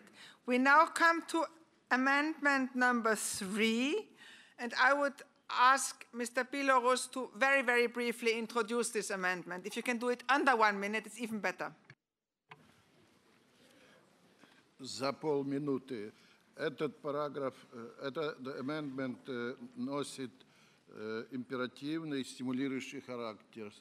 Настаиваю сохранить. Спасибо. Thank you. And Mr. Stoyan wants to speak against the amendment. Уважаемые коллеги, мы считаем, что этот пункт нужно оставить в редакции Микачи. Почему это, коллега белорус, говорит, не должно быть, скажем, только в Украине политических заключенных? Во-первых, нет понятия, что такое политические заключенные. Вчера была резолюция Третьего комитета. Вот, и было сказано о том, что, в общем-то, еще не определились. Определение будет дано осенью, что такое политически заключенный. Это будет сделано на парламентской ассамблее.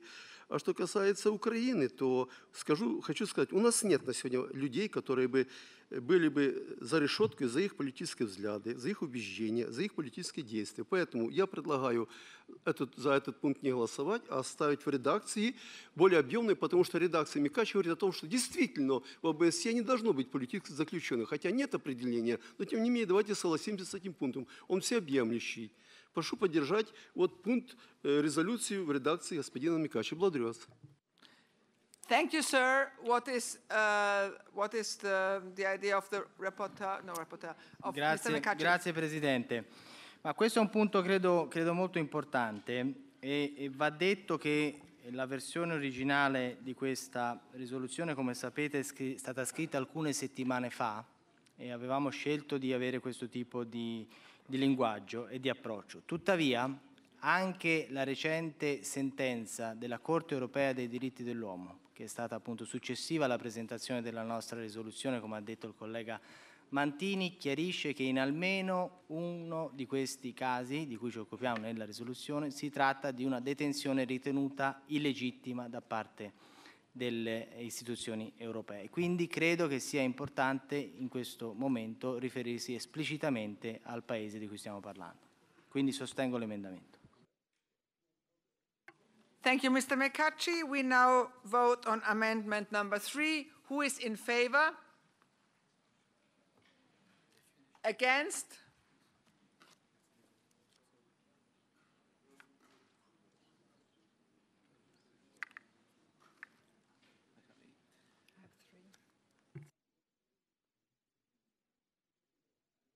Six.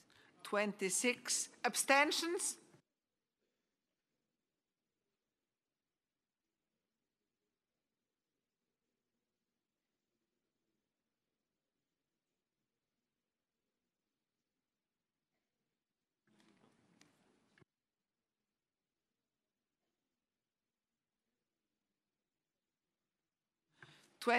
Abstentions.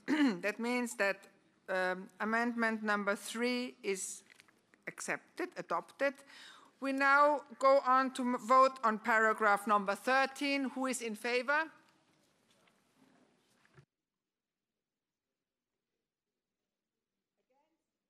Against?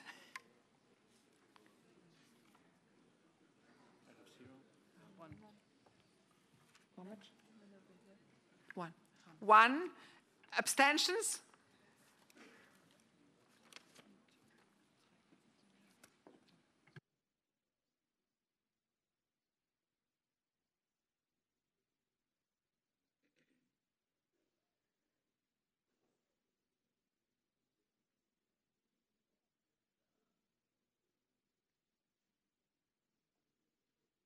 Abstentions. And now we come to amendment number 4. And I would ask my colleague Oleg Belarus and try again to do it under 1 minute, please. Госпожа председатель, эта поправка носит чисто редакционный характер. Прошу ее принять. Thank you, sir. And Mr. Stoyan? Уважаемые коллеги, я хочу вас возвратить к поправке номер 12. Смотрите, что здесь записано, что в Украине не должно быть политических заключенных и обязать Украину освободить политических заключенных. Еще раз подчеркиваю, у нас нет политических заключенных, а вы проголосовали уже за то, не имея определения о политических заключенных, что их уже надо освободить. Зачем же такой, я бы сказал, неправильный подход к нашему государству? Я бы все-таки просил возвратиться к этой поправке. Что до поправки 4. Данное положение о том, что комитете относится не только к нашей стране, а ко всем странам. О чем идет здесь речь?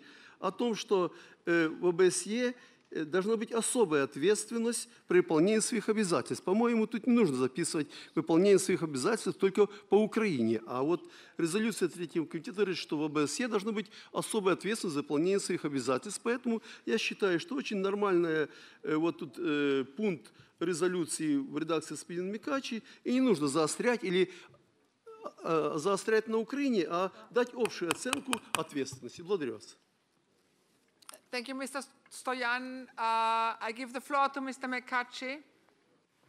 Well, Madam Chair, penso che è vero quello che ha detto il collega Stoyan, che tutti i paesi hanno una particolare responsabilità. Tuttavia, se qui in questa risoluzione ci stiamo riferendo ad un caso specifico e chiediamo a questo Paese di fare dei passi in questa direzione in vista del prossimo appuntamento. Quindi credo che l'emendamento serve semplicemente a chiarire il senso di questa risoluzione.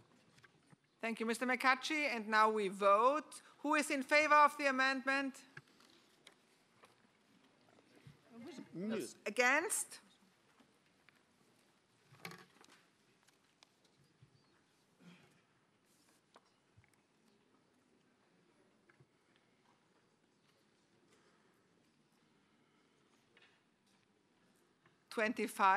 Abstentions?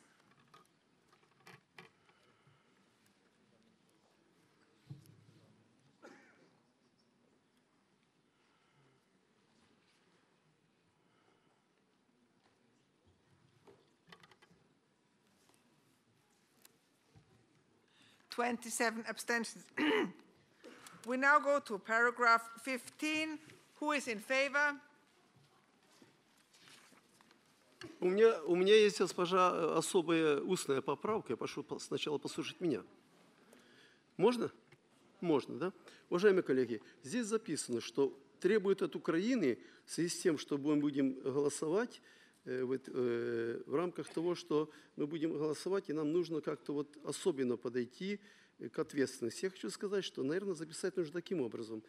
В контексте своего, записать в контексте, особенно в контексте своего председательства в 2014 году. То есть не до начала председательства все сделать, вы понимаете, а записать более такую, я бы сказал, объемную резолюцию, особенно в контексте своего председательства ОБСЕ 2014 года. Дополнить такой фразой. Thank you.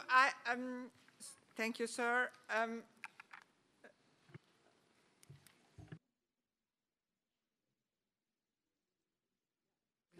The oral amendments can only be taken if everybody is in favor of an oral amendment. And I do not think that this is the case here, so we just have to go on voting and we cannot take oral amendments. It is only if everybody is in favor. I now vote on paragraph 15. Who is in favor?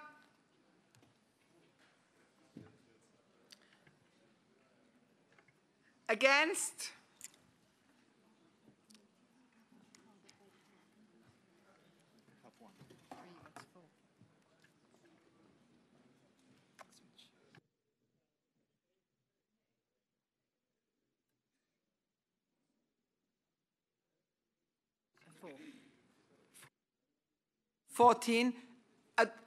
Abstentions?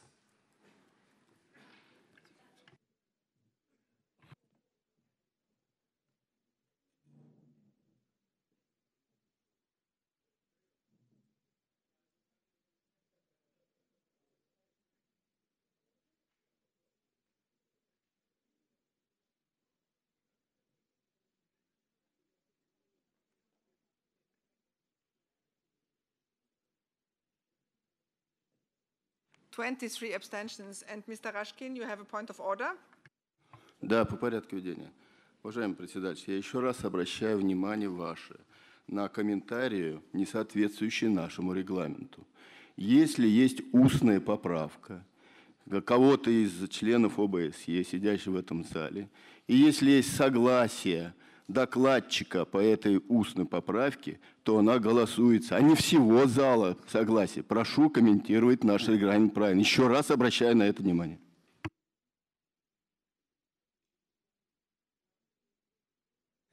I'm sorry, Mr. Rashkin. It's like this. There is nothing about this in our rules. And I mean, if we would be 100%, if there would be a 100% consensus of all of us that we are ready to take the oral amendment, we would take it. But there is no 100% consensus, and therefore we go on voting. We now come to paragraph number 16. Who is in favor?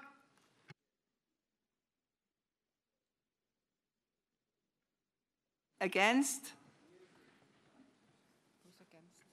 1, 2. I have 2. I have 4. I have 6.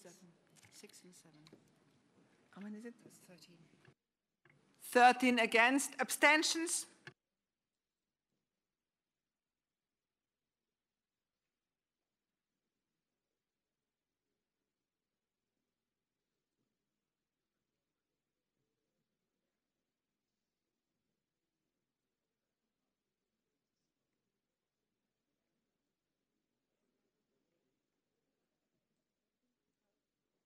Twenty-five abstentions. I now move on. Уважаемый коллега, у меня есть замечание к этому пункту очень существенное. Можно 30 секунд? 30 секунд, извините. Здесь вот о чем сказано. Sorry, sir, you do not have. I'm sorry, but you do not have the floor. Is it for a point of order? Ну, я хочу.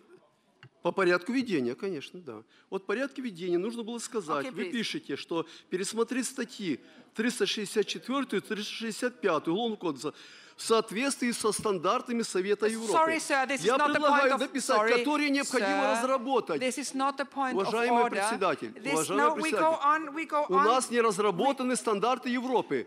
Вот давайте разработаем и запишем пункт сюда в соответствии со стандартами, и мы будем выполнять решение. Что же от нас требуете выполнить стандарты, которые не разработаны?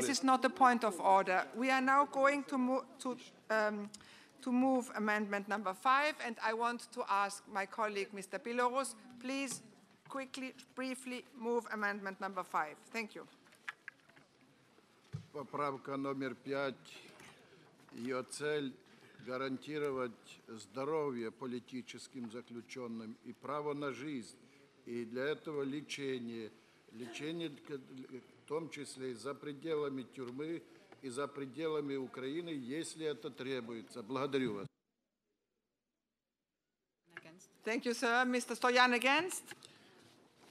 Да, уважаемые коллеги, что предлагается? Предоставить особые права бывшим чиновникам, министрам, премьерам при их пребывании в тюрьме. Это нарушение в целом прав человека, так что все заключенные имеют равные права. Более того, смотрите, что далее предлагается. Разрешить заключенным, почему только в Украине, лечиться за границей. Уважаемые коллеги, давайте себе на минуту представим. Если сейчас мы проголосуем этот пункт, его нужно распространить на все страны ОБСЕ, а как не исключение на Украину. Запишем пункт, разрешить всем заключенным лечиться за пределами страны. Вы представляете, что будет? Поэтому, безусловно, этот пункт не суразится, его нужно обязательно исключить. I would like to have the opinion of Mr. Mecacci. Sì, sostengo l'emendamento, grazie. Thank you, sir. Now we are voting on amendment number 5. Who is in favor?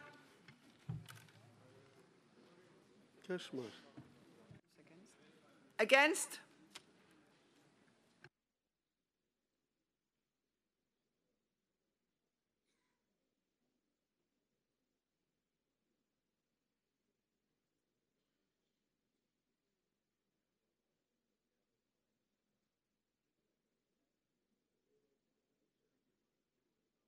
$29 against, and abstentions?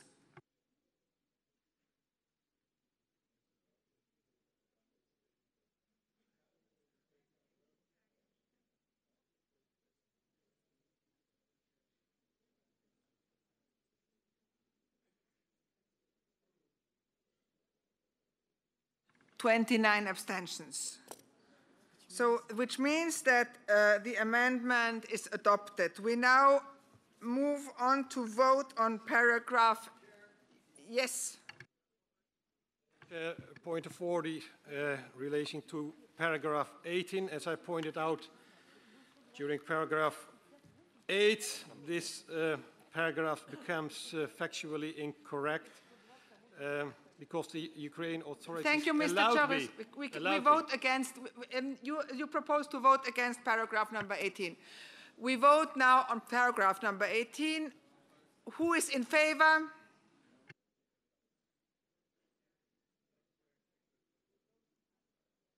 No white papers, voting cards, please. Not white papers, voting cards. Please keep your hands up. In favor.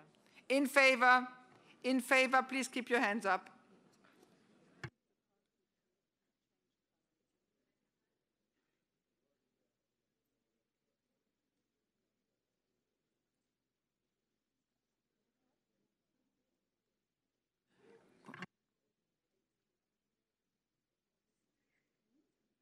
(18) in favor. Who is against? Abstentions?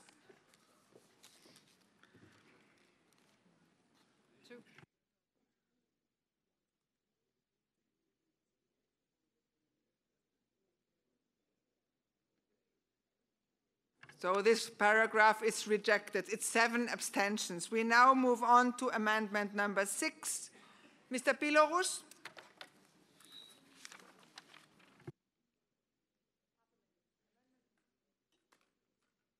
Mr. Pilorus, amendment number 6, you want to move it? Я хочу представить ее двумя словами, госпожа председатель. Речь идет о том, что у нас в Украине 28 октября выборы, и поправка моя сводится к тому, чтобы политические лидеры оппозиции приняли участие в этих выборах. Thank you. And Mr. Stoyan wants to speak against? Уважаемые коллеги, хочу вам напомнить, что выборы в государствах, участниках ОБСЕ проводятся согласно принципам Копенгагенского документа 1993 года в соответствии с национальным законодательством и обязательствами стран в рамках ОБСЕ.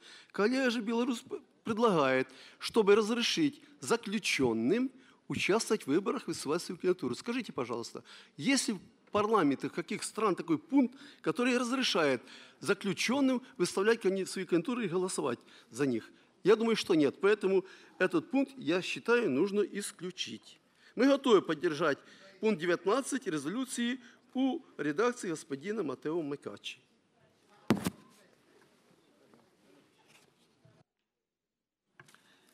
Thank you. Mr. Mekachi, would you like to give your opinion? Yes, I support the amendment. Thank you, Mr. Mekachi. We now go to vote. Who is in favor of amendment number 6? Okay. Against?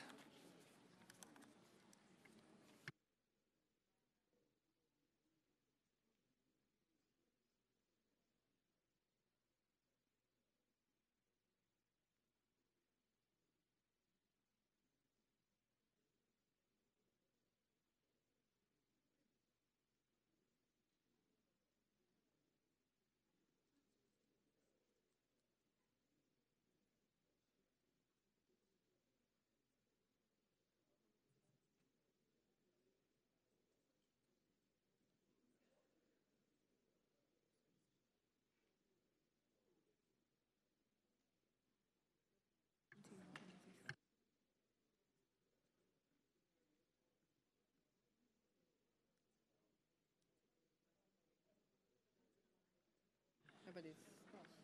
40 against. Abstentions?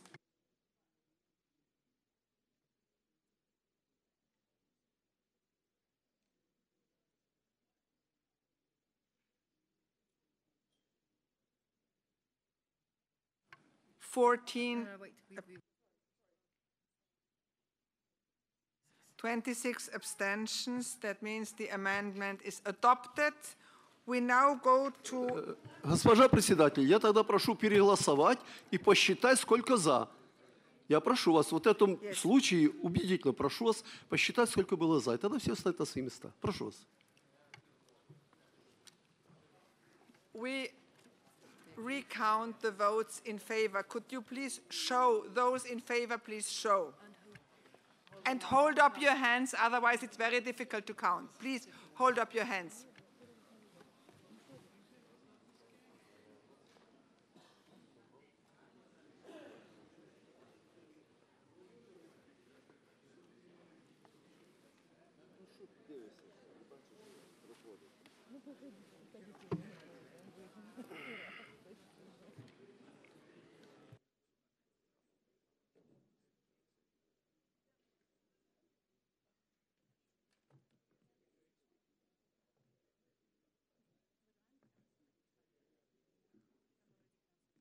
"79 in favor. The amendment is adopted. We now go to paragraph number 20. Who is in favor of paragraph number 20?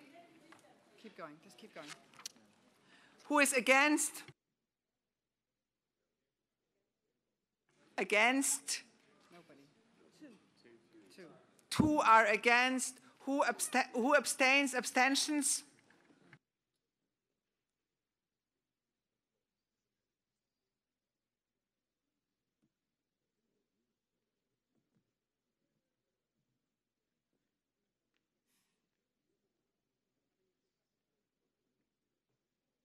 "24 abstentions, so it's adopted. Now we vote on paragraph number 21. Who is in favor? Against?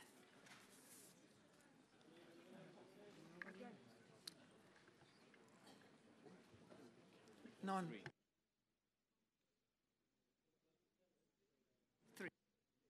Three against. Abstentions?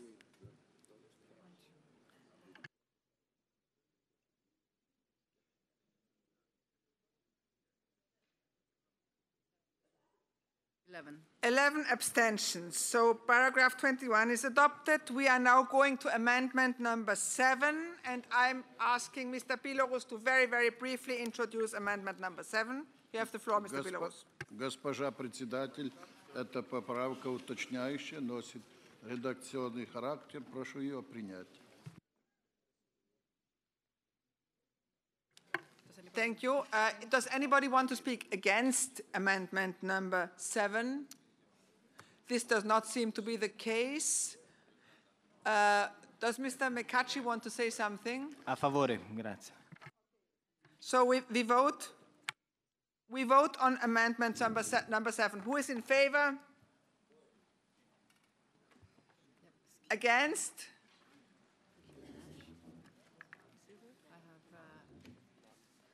Are you voting? No. None. None? None. Abstentions?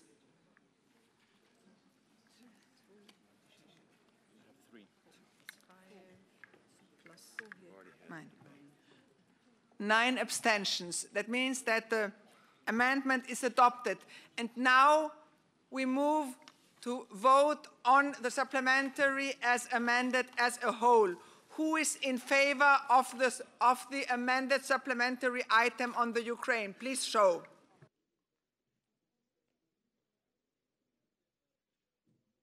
Against?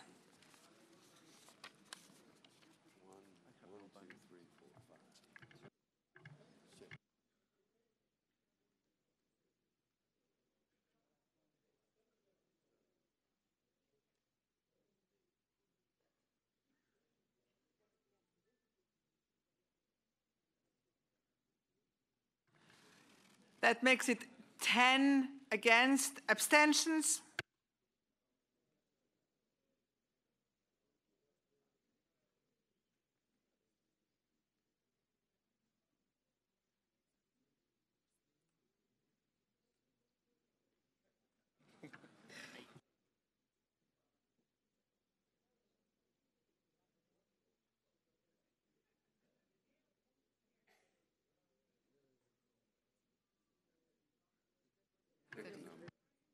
It's 33 abstentions. That means that the supplementary item on the Ukraine is adopted. Thank you very much. So, where's the...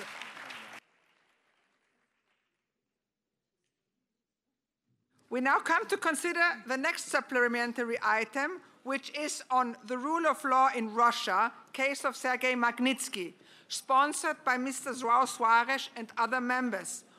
4 amendments have been tabled to the draft resolution.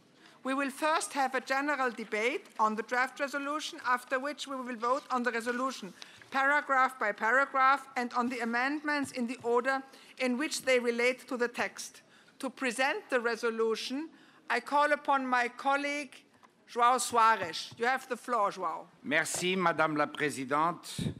Je tiens tout d'abord à souligner que ce projet de résolution dont je suis le premier signataire a été signé par Ben Cardin, par Tony Lloyd et par vous-même, Madame Walburga Douglas. Il a à voir avec un ensemble grave d'irrégularités de nature financière qui ont donné lieu à des violations très graves des droits humains en Russie et qui ont abouti à un crime qui est l'assassinat d'un citoyen russe, l'avocat Sergei Magnitsky, dans une prison russe, détenu dans des conditions qu'une commission d'enquête établie par un comité présidentiel nommé par le président Medvedev pour les droits humains a considéré comme une situation de prison illégale.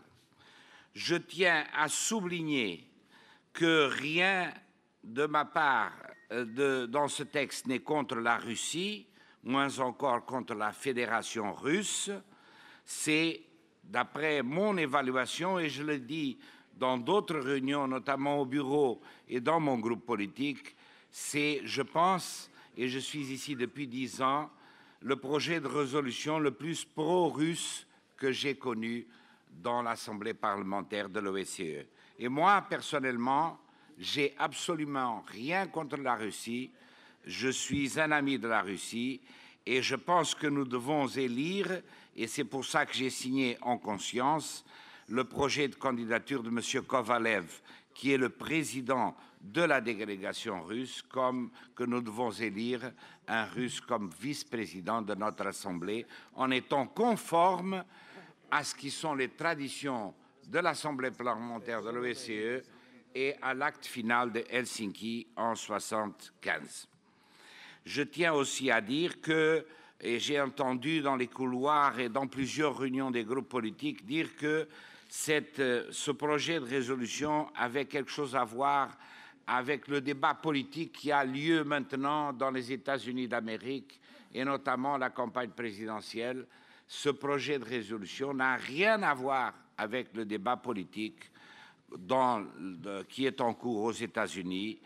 Et il n'y a pas de double sens dans ce projet de résolution, parce que ce projet de résolution vient dans le sens de projets de résolution que nous avons adoptés et de positions que nous avons assumées clairement. Je me rappelle du discours de Ben Cardin, sénateur des États-Unis, contre la torture pratiquée par les forces américaines, notamment en Irak, contre le waterboarding, et les résolutions que nous avons assumées à Washington même contre Guantanamo et les conditions de détention à Guantanamo. Il n'y a pas alors de double standards en ce qui concerne la Russie et les États-Unis. C'est un cas de droits humains où il y a des preuves claires et vraiment accablantes et qui doit être puni. Et j'espère qu'il puisse être puni par la justice russe, malgré le fait que 3 ans sont déjà passés. Mais c'est un cas où il y a eu un vol pas fait sur des citoyens étrangers qui vivaient en Russie, mais un vol qui a été fait, une fraude qui a été faite contre les finances de l'État russe. Et c'est un citoyen russe, un avocat, un homme qui croit à la loi et qui la pratiquait, Sergei Magnitsky, qui a été objet d'une prison que le comité du président Medvedev a considéré comme une prison illégale, qui est mort sous la torture après 1 an de prison dans une prison russe. Et je tiens à souligner, du point de vue personnel, que, ayant 62 ans et venant d'un pays qui a eu la plus longue dictature dans l'Europe occidentale, et j'ai eu plusieurs amis et plusieurs familiers très proches qui ont été victimes de prison et de torture, et j'ai même eu un ami qui a été tué par la police politique. C'est vraiment une violation des droits humains sur laquelle, tout en étant un partisan de la réelle politique, je ne ferai jamais de concessions. Et c'est sur ce plan-là que nous affirmons ces valeurs qui sont des valeurs fondamentales de l'OSCE. Et tout en étant, en tant qu'étranger, un appuyant au point où je le peux être du président Obama des États-Unis, je tiens à souligner avec beaucoup de chaleur la présence dans notre salle du sénateur McCain, qui a été lui aussi victime de la torture et qui nous honore avec sa présence dans ce débat. Merci Madame la Présidente et merci pour votre tolérance. Vous m'avez montré votre montre, mais j'ai pris bénéfice de votre sens de la tolérance. Merci. Thank you very much, President Emeritus. I now go on to the debate, and we have 15 speakers in the debate. And please, colleagues, you see yourself that the time is running like mad. You have 3 minutes. And I'm not going to be as tolerant as I was right now. The first speaker is Sir Peter Bottomley from the United Kingdom. You have the floor, sir. Dear Leader, thank you. I would, if there were more time, raise a case I'm involved in concerning the United States. And for anyone who's interested, if you look up the words Krishna Maharaj, who has for 26 years been in jail in Florida, you'll see what I'm concerned about. It was subject of a BBC report last week. Turning to this case, there's no need, I think, to go through all the details. What I think would be sensible is for the Russian authorities or the Russian delegation so well led here to go through the facts in the most recent video, which was shown here at a meeting 2 days ago, and they can say which of the statements in that video were not true and what the evidence is for the lack of truth. It seemed to those who'd watched the video that the statements could be contradicted if there were many forgeries. The last point I want to make is this one. When I was discussing it with others who are concerned with economic partnership and political developments in Russia, they said, for some reason, the company for which Sergei Magnitsky was working, Hermitage Capital, somehow had a commercial interest in what was going on. The facts, as I understand them, are that that company had taken its economic assets from Russia. What had happened is that documents were stolen and that Sergei Magnitsky was looking to see how they were used and why they were used and by whom they were used to steal money from the Russian state. If it's true that over $200 million were involved in the first case and 800 million now, the people who have most to gain from effective investigation are the Russian people themselves. Thank you, Sir Peter. And I now give the floor to Mr. Akaki Minashvili from Georgia. Thank you very much. First of all, I'd like to thank and express our gratitude to Hermitage Capital and Mr. Browder for this really essential mission he is doing. Because we all know and we all strive here for the freedom, security, development, and peace. And we all know that one of the major problems, one of the major obstacles, major hinders to this peace and freedom and development is Russia. Maybe some of us acknowledge it, maybe some of us think it's in the heart, but this is the reality. We know the fact that the president of Russia, for example, saying that the biggest geopolitical catastrophe is the collapse of Soviet Union. We know Russia's leadership helping the autocratic regimes in different regions of the world, for example, Middle East, and we know the current ongoing problems there. We know how aggressive are there to Western values, Western principles. And this is the Russia. But should we indulge ourselves in pessimism? No, not at all. And there's a very bright light at the end of the tunnel. And Sergei was that light. And the people now who are every second day coming out in the streets in Moscow and elsewhere in Russia, calling for the democracy, calling for the freedom, protesting against the Russian autocratic regime, this is the bright light of this tunnel. And the role of the OSCE, role of international community is to help them, is to support them. And this is the only way and only leverage we can change something in Russia. Because Russia is a big country, Russia is a European country, and the only way to take Russia on board is to change internally the mentality which has the Russian leadership currently. Soviet mentality, let me remind you. And I think we should be clear. The aggressive moves they're doing inside, Putin and his allies, tradition of KGB, tradition of FSB, its aggressive mood they are applying to the international relations, the foreign community. And I think all of you quite well remember that how they use the energy resources for political blackmail, how they threat Europe to target with their ballistic missiles. And I think Sergei paid the highest price for the sake of this country. In our case, we have lighter price.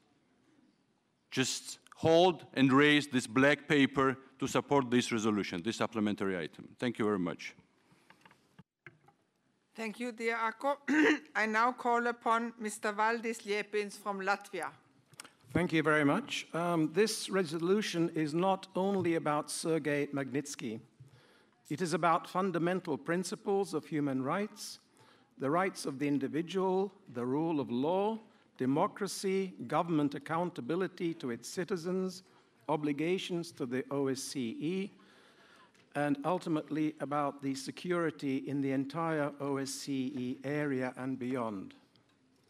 All participant states have signed up to these principles and should therefore support this resolution. It is not against anybody or anything except evil itself. It is for justice, and it serves the interests of us all, especially those of the country on whose territory the utterly inhumane acts were perpetrated against Sergei Magnitsky. So I urge you all to vote for this resolution so that we can achieve unanimity on this vital question. Thank you very much. Thank you very much. The next speaker is Mr. Allison from Canada, and after him it's Senator McCain. Mr. Allison, please, you have the floor. Thank you, Madam Chair. And I have a number of questions that I was wondering if my colleagues from the Russian Federation would have an opportunity to answer. I'm not going to ask them all, but just maybe three or four, and if they have a chance to answer them or maybe give us some indication, that would be greatly appreciated. You know, we understand that Sergei is being prosecuted posthumously when his family has filed over 25 lawsuits asking the authorities to cease this posthumous persecution of him. And why? If there's been over 1,000 other cases of deaths in pretrial detention since 2009, not a single other person is being tried posthumously. So if the delegation would like to answer that question, that would be most helpful to us. In 2.5 years since Magnitsky's death, why have there been only one suspect charged when there was documentation or evidence showing that the names of over 60 officials were intimately involved? And why is the Russian investigative committee refused all 60 requests from the Magnitsky family attempting to conduct an independent forensic investigation into his death? And I'll just leave with this last question. Why have the Russian authorities destroyed tissue and blood samples of Sergei Magnitsky when his family specifically petitioned for them to preserve all evidence? Thank you. Thank you, sir. After Senator John McCain, on who I call now, I have Mr. Nery from France. Senator, you have the floor. Thank you for the opportunity to join you this afternoon, and I'd like to recognize my fellow members of Congress, Dennis Cardoza and Robert Aderholt, who are doing great work. I'm pleased that Robert is standing for Vice President of this Assembly, and I want to voice my full support for his candidacy. Obviously, I support this resolution on rule of law in Russia and the case of Sergei Magnitsky. What happened to him was a horrific crime, but it's also an example, an extreme example to be sure, but an example nonetheless of the pervasive and systemic corruption in the Russian government. To this day, no one, not one person has ever been held responsible for Sergei's death. This despite the fact that the Russian Human Rights Council, established by the Russian president, found that Sergei's arrest was illegal, that he was denied access to justice, and that his treatment amounted to torture. This resolution correctly notes these disturbing facts. The demand for justice for Sergei is what has mobilized the world in his memory. In the United States, Senator Ben Cardin's leadership and I introduced legislation that would impose an array of penalties on those believed to be responsible for his death, but also on other human rights abusers in Russia and beyond. The Sergei Magnitsky Rule of Law Accountability Act has been passed by our Foreign Relations Committee, and no matter what you hear, make no mistake, it will become law and will contain the full array of essential measures, visa bans, asset freezes, and financial sanctions. I can assure you of that. And now, along with other European legislatures, this body has the opportunity to speak with one voice in favor of the justice that Sergei and his family deserve. And I believe it's essential that we do so. Now, I know that some will try to paint this resolution as anti-Russia. I could not disagree more. I believe it's pro-Russia. And I believe it's pro-Russia, as are the pieces of national legislation that would punish those guilty of Sergei's death. I believe that supporting the rule of law is pro-Russia. I believe that defending the innocent and punishing the guilty is pro-Russia. And ultimately, I believe the virtues that Sergei Magnitsky embodied: integrity, fair dealing, fidelity to truth and justice, and the deepest love of country is pro-Russia. And I would submit that it represents the future that most Russians want for themselves and their country. So I would ask my colleagues now to add their voices, our voices, to theirs by passing this important resolution today. And in doing so, let us align this assembly with the highest aspirations of the Russian people, Sergei's aspirations for justice, for equal dignity under the law, and for the indomitable spirit of human freedom. Thank you.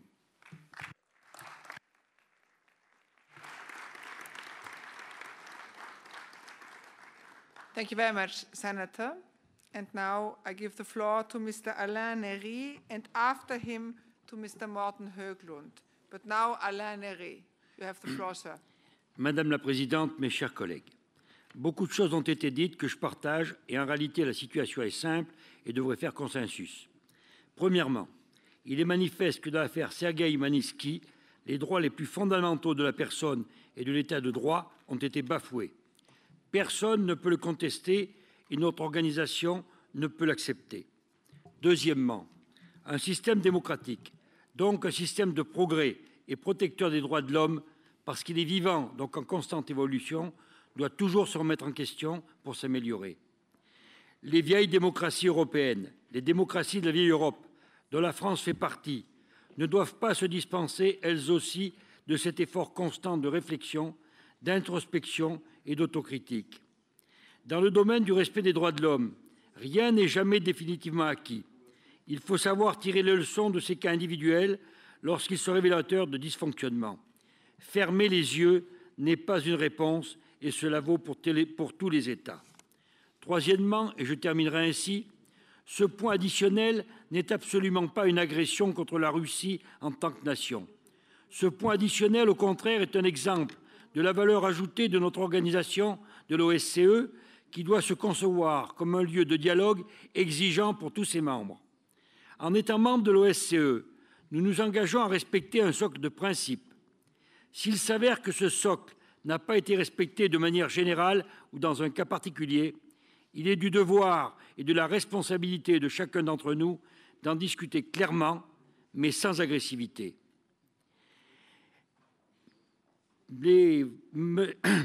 Platon, dans la République, affirmait déjà dans l'Antiquité que les vrais amis sont ceux qui parlent franchement, ceux qui vous parlent franchement.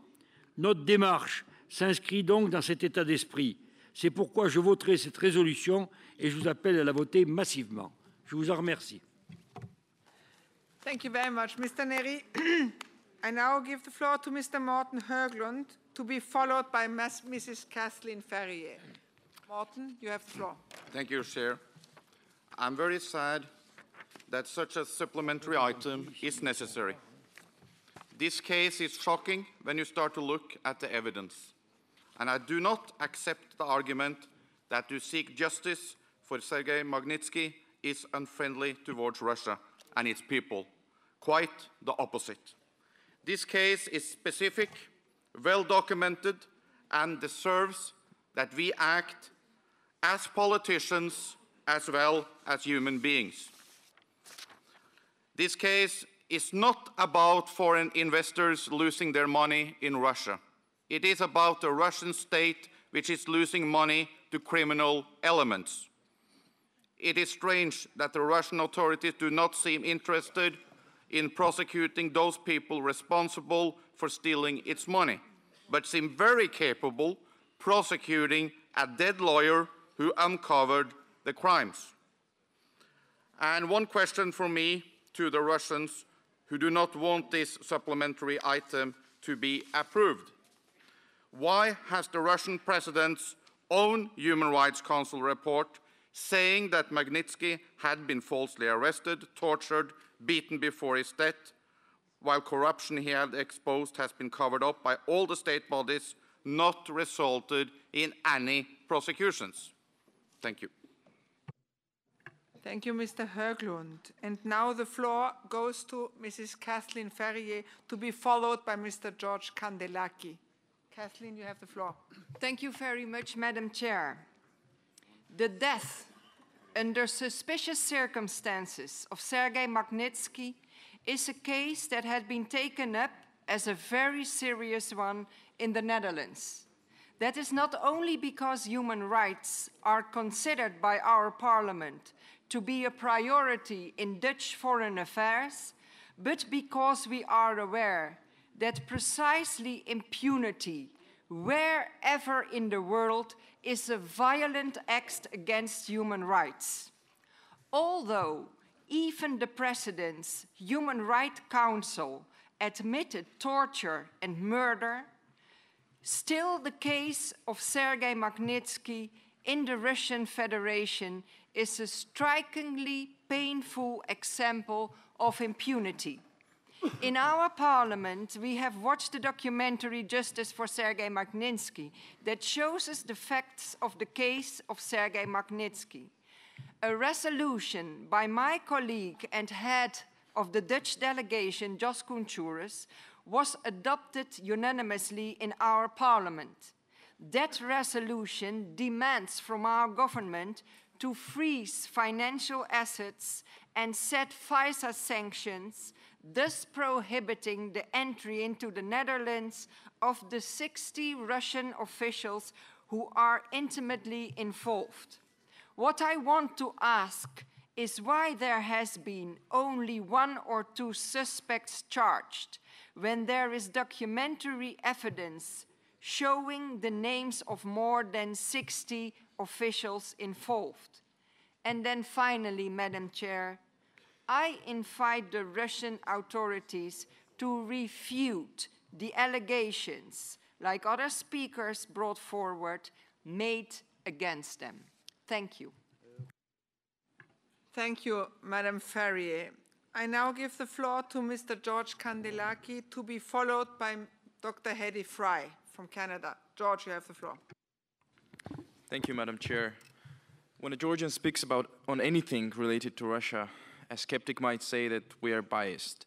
Yes, we are biased, because if there is a country out there that has a vested interest in having Russia, a civilized Russia, Russia with the rule of law, and the responsible member of the international community, that's us, first of all. When we see this unbelievable merging or synthesis, symbiosis of the organized criminal world and the state, which we saw in the video presented here, we are not surprised. We have a feeling of déjà vu because we've seen it all. We've gone through it all, and we can tell you that that's not uniquely Russian, because that's a typical post-Soviet phenomenon. That's what we rebelled against, and that's what we defeated. Not supporting this resolution would be a disservice to the Russian people. This symbiosis between the state and the organized criminal world cannot be sustained. It can never be managed. It will blow up at some point. So therefore, voting for this document, which I believe every single member of this assembly should do, would be a true contribution to the future of Russia, to the future of Russia that is in everybody's interest, and first and foremost in the interest of the Russian people, that the Russian delegation here, which is unfortunately headed by a former director of the FSB, should represent. Thank you. Thank you, Mr. Kandelaki. I'd now like to give the floor to Dr. Hedy Fry, to be followed by Mr. Pierluigi Mantini from Italy. Thank you, Madam Chair. One of the things about coming after so many people is that they've already made the points that have been made, but I believe the points have to be stressed. And I'm asking and I'm hoping that the parliamentarians from the Russian Federation here today will support this particular supplementary item. And the reason that we do is because this, again, is about Russians. It's about the Russian people.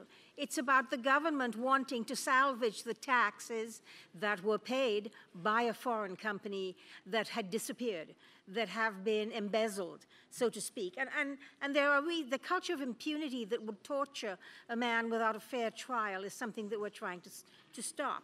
Obviously, the supplementary item speaks about all of the rights, the conventions against torture, the Convention on Human Rights, etc. But there are a couple of things that concern me. If this is not true, if, as we hear before from members of the Russian Federation who are here, that actually this is all a setup and that all of these facts are not true, I would like to ask clearly, why is it then that the current investigation that they're undertaking, which is meant to be timely and objective, why has it been extended 12 times and over 2.5 years? And why is it being overseen by the same senior prosecutors who were involved in the original crimes against Magnitsky? That's a very, very important question that I would like to have answered, because opening it up and asking that the Russian government undertake a thorough and objective official investigation into the death of Mr. Magnitsky is very, very important. And also having the compassion to be able to listen to the 60 requests from the Magnitsky family asking for an independent forensic investigation into his death. These things will open the case up, they will show the truth, and they will ensure that the people of Russia believe again that they can live in a country where it can trust its government and its officials. Thank you. Thank you, Madam Fry. I now give the floor to Mr. Mantini, to be followed by Mrs. Ludmila Narusova from the Russian Federation. Mr. Mantini, you have the floor.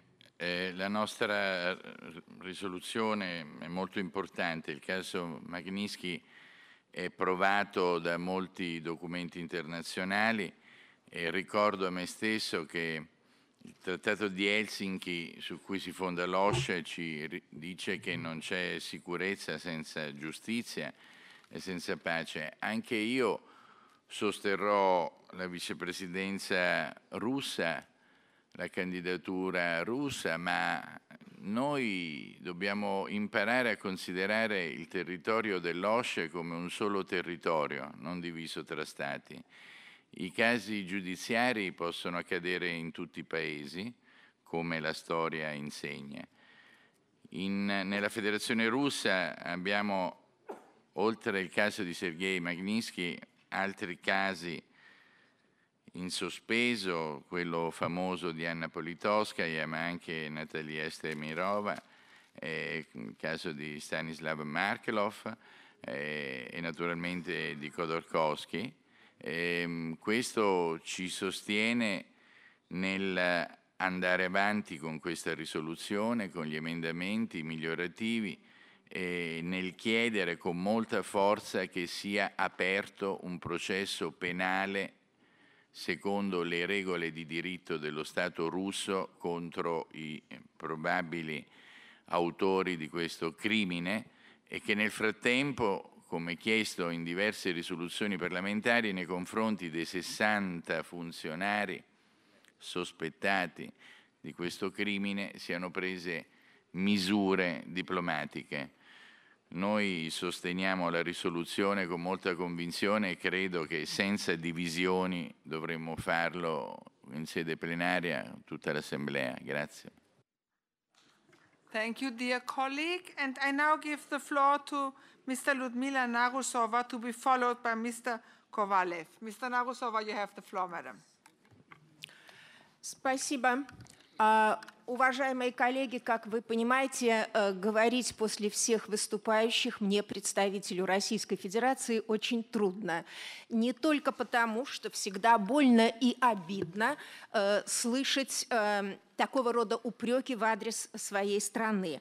В России есть замечательный, был в XIX веке замечательный поэт Некрасов. У него есть такая строчка: «То сердце не научится любить, которое устало ненавидеть».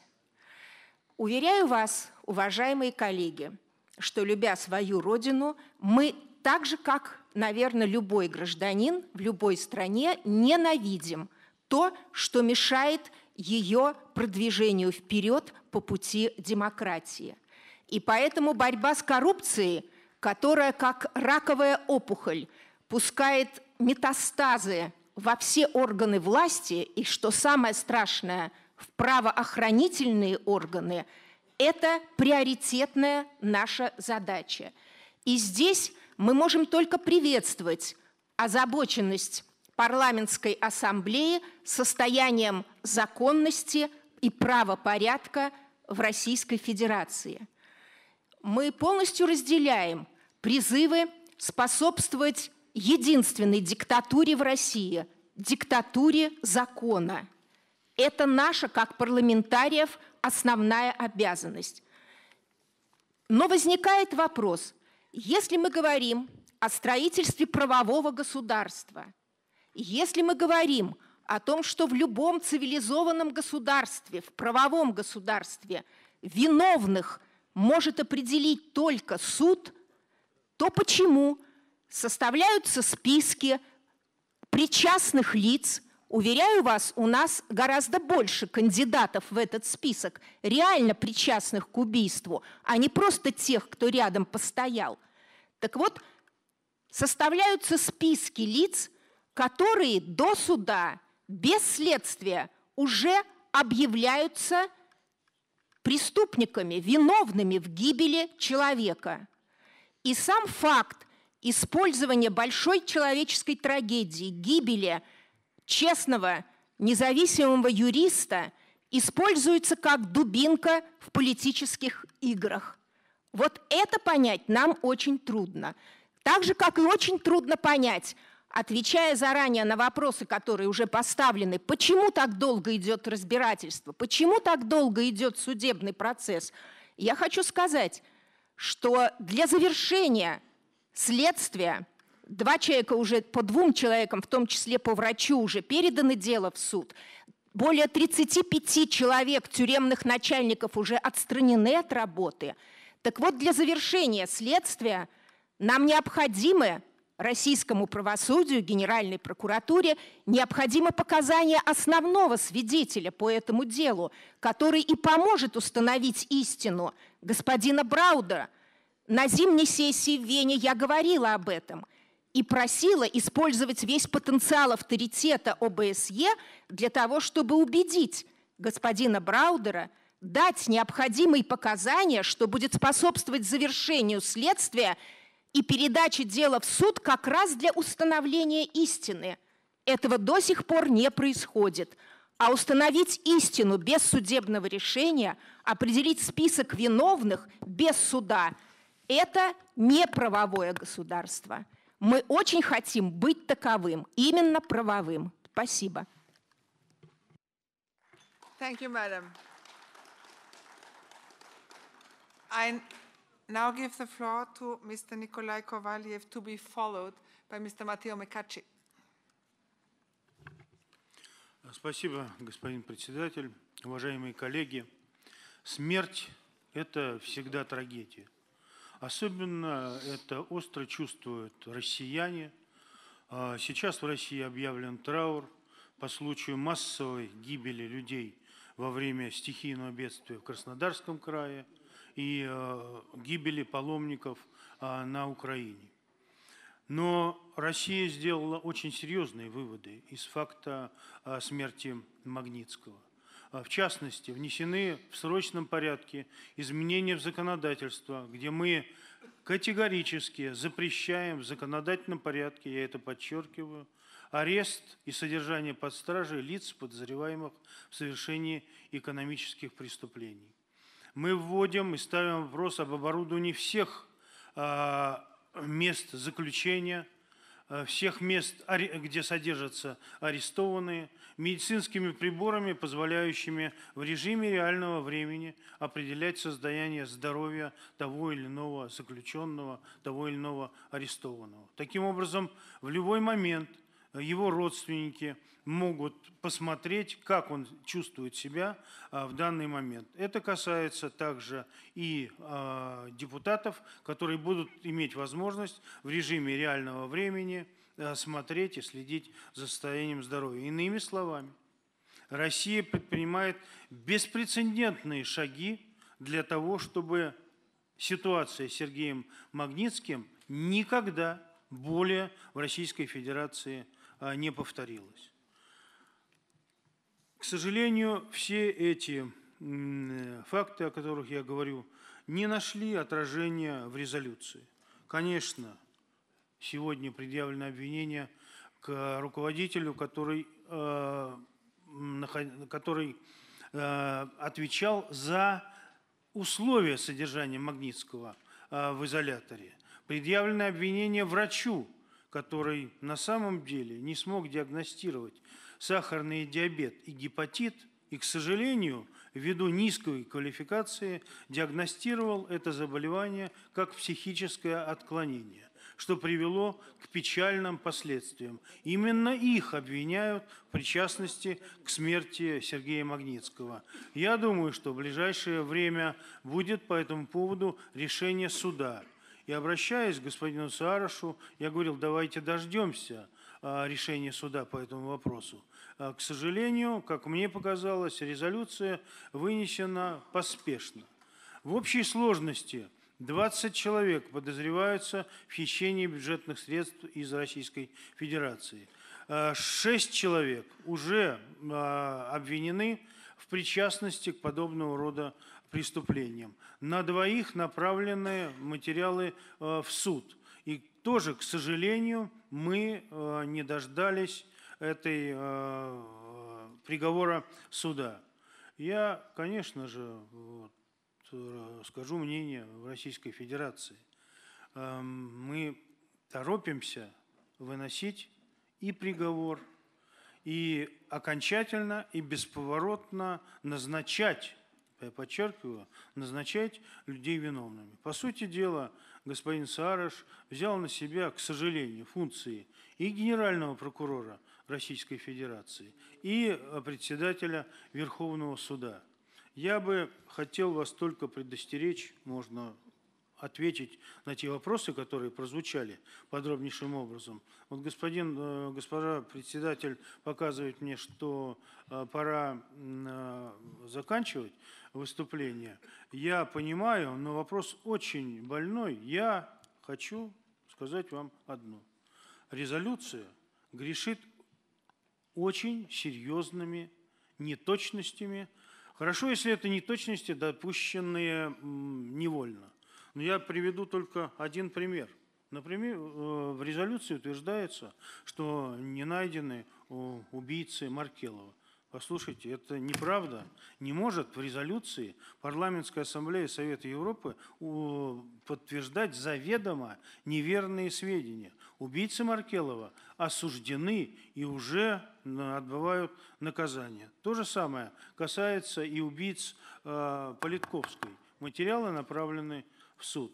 Иными словами, мы предложили создать комиссию, которая довела бы вот эту ситуацию до конца, не снимать ни в коем случае ситуацию с Сергеем Магнитским с контроля и вернуться к этому вопросу на следующей парламентской ассамблее, мы бы доложили более подробно. Следственные органы готовы к сотрудничеству с ОБСЕ на самом разном уровне. Thank you, sir. And now, as last speaker in the debate, I'd like to give the floor to Mr. McCarthy. Grazie Presidente. Ma il motivo per il quale la nostra Assemblea si sta occupando del caso Magnitsky non è perché Sergei Magnitsky era un politico, non era un attivista, non era un leader dell'opposizione. Sergei Magnitsky era un avvocato che amava il diritto e amava la giustizia.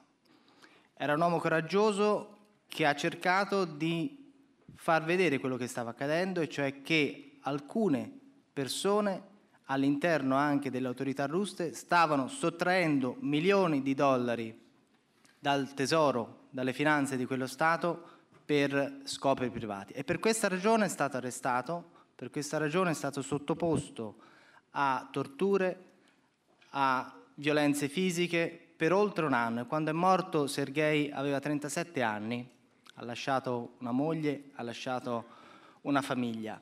E io sono lieto di aver sentito i colleghi russi, la collega russa in particolare, dire che era un uomo innocente.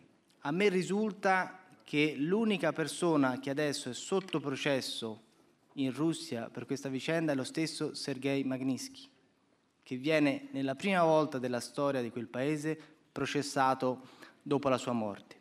Sergei Magnitsky era un avvocato, ha prodotto oltre 300 fogli di carta con denunce circostanziate di quello che gli stava accadendo. Ha ricevuto risposte ufficiali da parte di persone responsabili che hanno negato le cure e che gli hanno negato la possibilità di difendersi. Sergei Magnitsky non aveva l'epatite, non aveva il diabete. I medici che vengono messi adesso sotto processo non possono diventare una copertura per spiegare le ragioni per le quali Sergei Magnitsky è stato arrestato e poi ucciso, e che sono relative a questo caso di corruzione. Lasciatemi anche dire, in conclusione, che tutto questo non accade nel vuoto, accade in un contesto, e voglio esprimere la mia preoccupazione per il fatto che la Duma abbia approvato nei giorni scorsi per la prima volta, e poi ci sarà ancora una conferma nelle prossime settimane, una legge che cerca di identificare come agenti stranieri nella Federazione Russa tutte le ONG, tutte le associazioni private che ricevono sostegno e supporto da stati esteri. E lasciatemi anche dire che ieri, durante un side event all'interno di questa organizzazione, vi è stato un esponente del Ministero degli Affari Esteri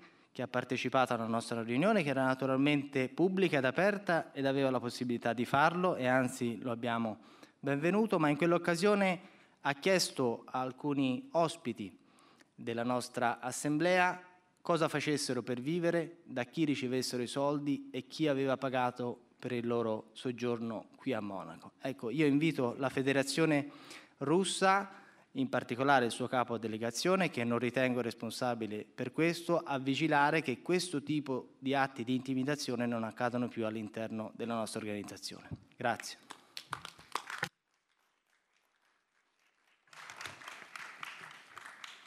Thank you very much, Mr. McCutcheon. I now would like to ask my colleague, João Soares, to respond to the debate. Thank you so much, President, dear President. Je tiens tout d'abord à souligner, dans les paroles de notre collègue nouveau venu, le président de la délégation russe, Kovalev, la volonté claire de coopération avec l'investigation sur ce cas. Je pense que c'est quelque chose de très positif sur lequel il faut témoigner aussi notre vue qui est de remerciement pour cette approche positive. Je tiens encore une fois à souligner, comme l'a fait le sénateur McCain et plusieurs autres collègues qui ont pris la parole, qu'il n'y a ici rien, mais absolument rien, dans ce projet de résolution contre la Russie, dans l'esprit de l'ancienne logique de la guerre froide, où il y a d'un côté les bons, qui sommes toujours nous, n'importe lequel côté où nous sommes, et de l'autre côté les mauvais, qui sont toujours les autres, de n'importe côté qu'ils soient. Ce n'est pas la logique de la guerre froide. Il n'y a ici rien contre la Russie, et j'étais très content de l'entendre de la bouche du sénateur McCain. Il y a quelque chose de très important dans cette révolution. Je dirais même qu'il y a quelque chose de révolutionnaire qui va au-delà de ce qui est l'habitude de prendre des résolutions grises et un peu sans conséquence. Et quelque chose qui peut aider la justice russe à aller de l'avant. Parce qu'on doit reconnaître aussi, soyons sincères, et nous sommes tous des gens avec de l'expérience politique grande, qu'il y a 3 ans qui sont passés sur le crime qui a été commis. Après 1 an de prison illégale, d'après le rapport établi par la Commission pour les droits humains qui a été créée par le président Medvedev. Il n'y a ici aucune haine. Et je réponds directement à l'intervention de ma collègue russe qui a pris la parole en citant, et à très bon titre, un poète russe. Il n'y a aucune haine de notre part. Il y a une volonté de contribuer à réduire l'espace de ceux qui, eux, appliquent la haine envers leurs propres citoyens. Et c'était une prison illégale qui a duré 1 année et s'est établie par cette même commission créée par le président Medvedev, qui sont les responsables directs de ce crime de quelqu'un qui est mort sous la torture. J'entendais Alain Néry et je me rappelais de Jean Moulin, ici, pas très loin d'où nous sommes, à Monaco, qui est aussi lui-même mort sous la torture. Je me rappelais de Karl von Ossietzky, un Allemand qui a reçu le prix Nobel de la paix en 1935 et qui n'a pas pu le recevoir parce qu'il est mort sous la torture dans un camp de concentration. Je me rappelais de plusieurs Brésiliens qui sont morts sous la torture. Et dans ce cas-là, c'est aussi très important de reconnaître, tout en citant un auteur français qui est très cher à des amis comme Alain Néry ou aux amis algériens qui sont ici, Henri Alleg, qui a écrit sur la question, et ceux qui ont su résister à la question faite sous la torture. Je suis convaincu qu'avec l'appui de nos collègues de la Douma russe, que j'admire beaucoup et que j'incite à poursuivre le combat pour la justice, justice sera faite. Ceci est notre contribution fraternelle contre la torture, contre le manque de respect pour les droits humains, qu'il soit fait à Havana ou à Guantanamo, que les responsables soient des gens qui ont commis des illégalités aux États-Unis ou n'importe où dans le monde occidental, ou en Russie, ou n'importe où dans le monde oriental. C'est vraiment au nom de ces valeurs, qui sont des valeurs fondamentales de Helsinki et de l'OSCE, que je vous demande votre appui pour cette résolution et que je demande aussi pardon à Habsburg Douglas. Merci, Monsieur le Président Emeritus. The debate is closed now, and we proceed to vote on the draft resolution, paragraph by paragraph, and on the amendments which have been tabled. I remind all members that under Rule 22 of the Rules of Procedure, the only members who may speak are the mover of the amendment or another member in favor, one member opposed, and then Mr. Suarez, whether he's for or against. The speeches on amendments will be very, very strictly limited to 1 minute. We'll now vote on paragraphs 1 to 9 of the draft resolution. Any objections? Paragraphs 1 to 9 are agreed to. No, sorry. Mr. Kovalev. Уважаемые коллеги, я еще раз обращаю ваше внимание на абсолютную необъективность некоторых пунктов. Ну, например, пункт 6. Обстоятельства многих нераскрытых дел. Станислав Маркелов, Анна Политковская. Дело раскрыто по Анне Политковской, предъявлено обвинение, дело передано в суд. Станислав Маркелов осуждены, убийцы Станислава Маркелова. Не может ассамблея голосовать за заведомо ошибочные, заведомо необъективные данные, которые здесь содержатся. Пункт 9. Отмечая на 20 обращений в письменной форме, не было этих обращений. Так же, впрочем, как и не было ни одного показания со стороны Сергея о том, что должностные лица занимались хищением средств. Нет этих показаний в деле. Поэтому вот эти сведения, которые изложены, заставляют нас предложить все-таки переработать эти пункты. И я обращаюсь еще раз к господину Саарошу. Давайте доведем до логического конца и абсолютно объективно эту резолюцию напишем, перепишем и представим вновь на сессию. Mr. Kovalev, I think we do the following. We are going to vote separately on paragraph 6 and paragraph 9. That gives you a possibility of voting against. Would that be agreeable to you? Вы знаете, для нас приемлемо абсолютно все, что соответствует демократическим устоям и соответствует взглядам всех членов ОБСЕ на развитие демократии. Поэтому мы согласны, хотя, с сожалением, должен констатировать, что, конечно, результат совершенно понятно предрешен, но хотелось бы, еще раз повторюсь, чтобы резолюция была более объективной. Sorry, sir. We do the following way. We start once again. We vote paragraph 1 to 5, and then paragraph 6, and then paragraph 7 and 8 together, paragraph 9, that gives you a chance of voting against. Since there are no amendments to these, we can either vote for or against. I now put to the vote paragraph 1 to 5. Any objections? Any objections? Objections? Objections. Objections? No objections? Any abstentions? No abstentions. I now vote separately on paragraph 6. Who is in favor of paragraph 6?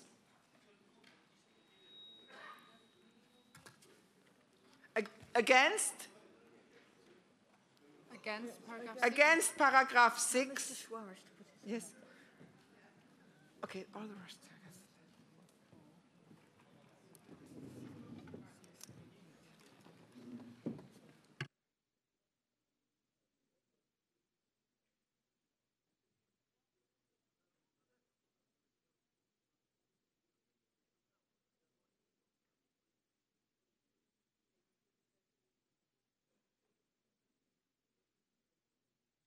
21 against. Abstentions?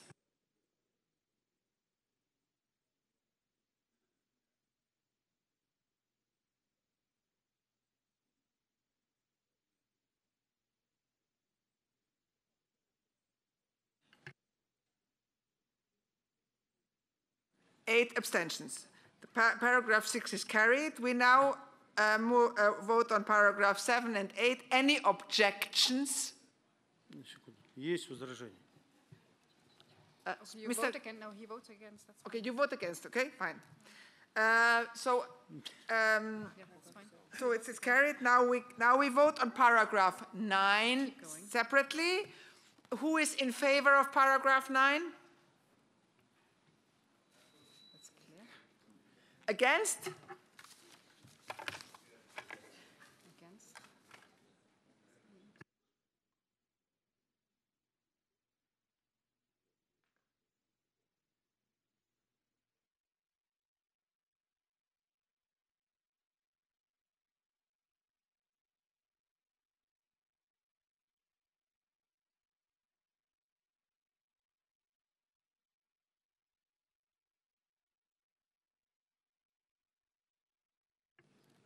(23) against, abstentions?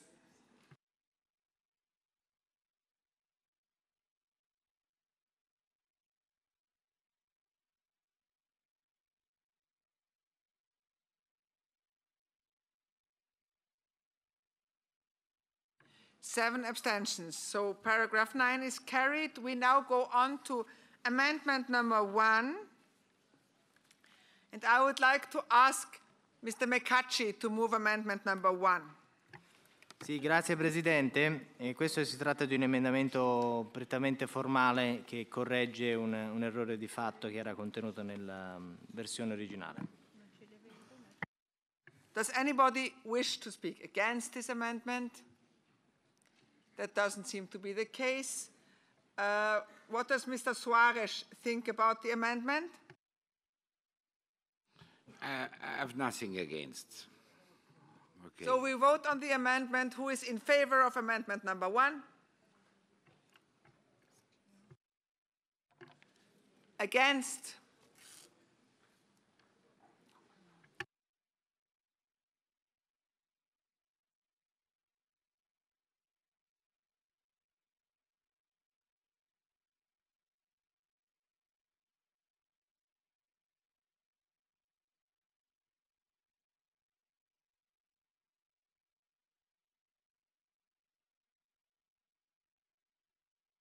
(18) against. Abstentions?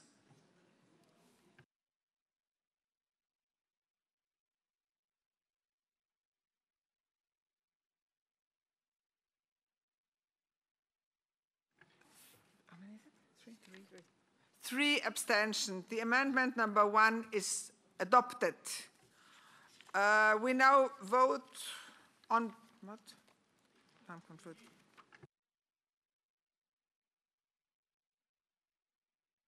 We now vote on paragraphs number 11 to 17. Any objections? Paragraphs 11 to 17 are adopted. And we now come to amendment number 2. And I would like to ask Mr. McCutcheon to move amendment number 2. Sì, anche qui si tratta di semplicemente di una correzione formale del testo che precisa i paesi dove sono state prese iniziative sul caso Magnitsky. Quindi chiedo all'Assemblea di sostenerlo. Thank you, Mr. McCutcheon. Does anybody want to speak against amendment number 2? Please, sir, you have the floor. Илья Костунов, Российская Федерация. У меня вопрос относится не только ко второй поправке, но и к тексту резолюции. Есть ли какая-то ответственность у лиц, которые дезинформируют депутатов ОБСЕ? Вчера, позавчера показали ролик, возможно, очень мастерски снятый и психологически выверенно выстроенный. Я выступаю против данной поправки и спрашиваю, есть ли какая-то ответственность за дезинформирование депутатов ОБСЕ? Потому что люди принимают решения, а тех, кто им сообщает информацию, неизвестно, какую ответственность за это несут. Sorry, sir, this was not on amendment number 2, but okay. What does Mr.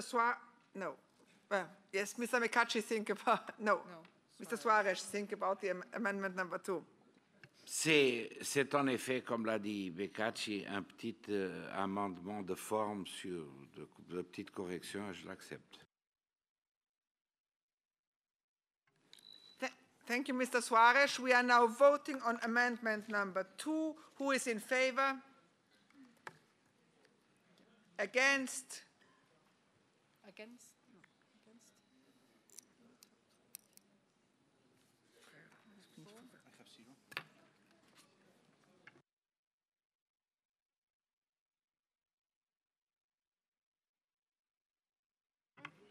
Нет, по 20-й. У меня следующая поправка. 15 against. Abstentions?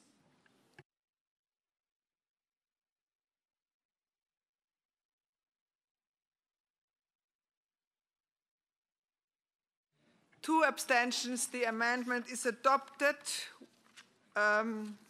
We now vote on paragraph 19 and 20 of the draft resolution. Any objections?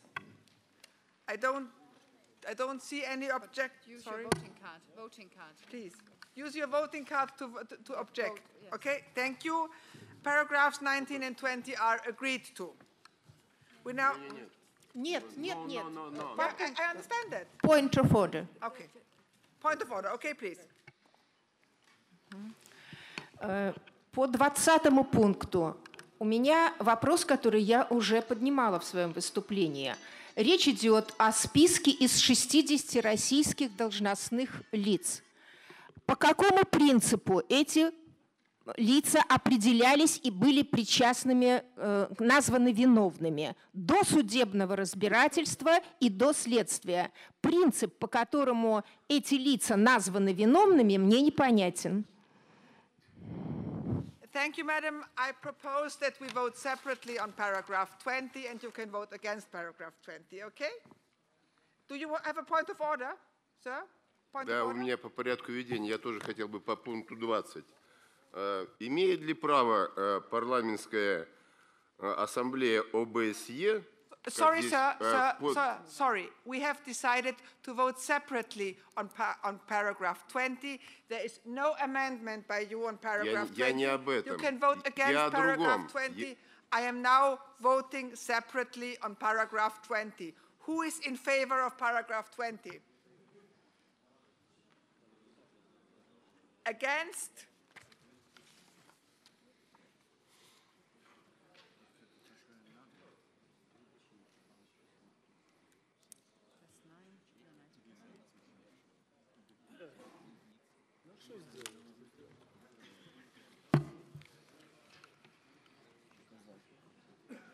$27 against. Abstentions?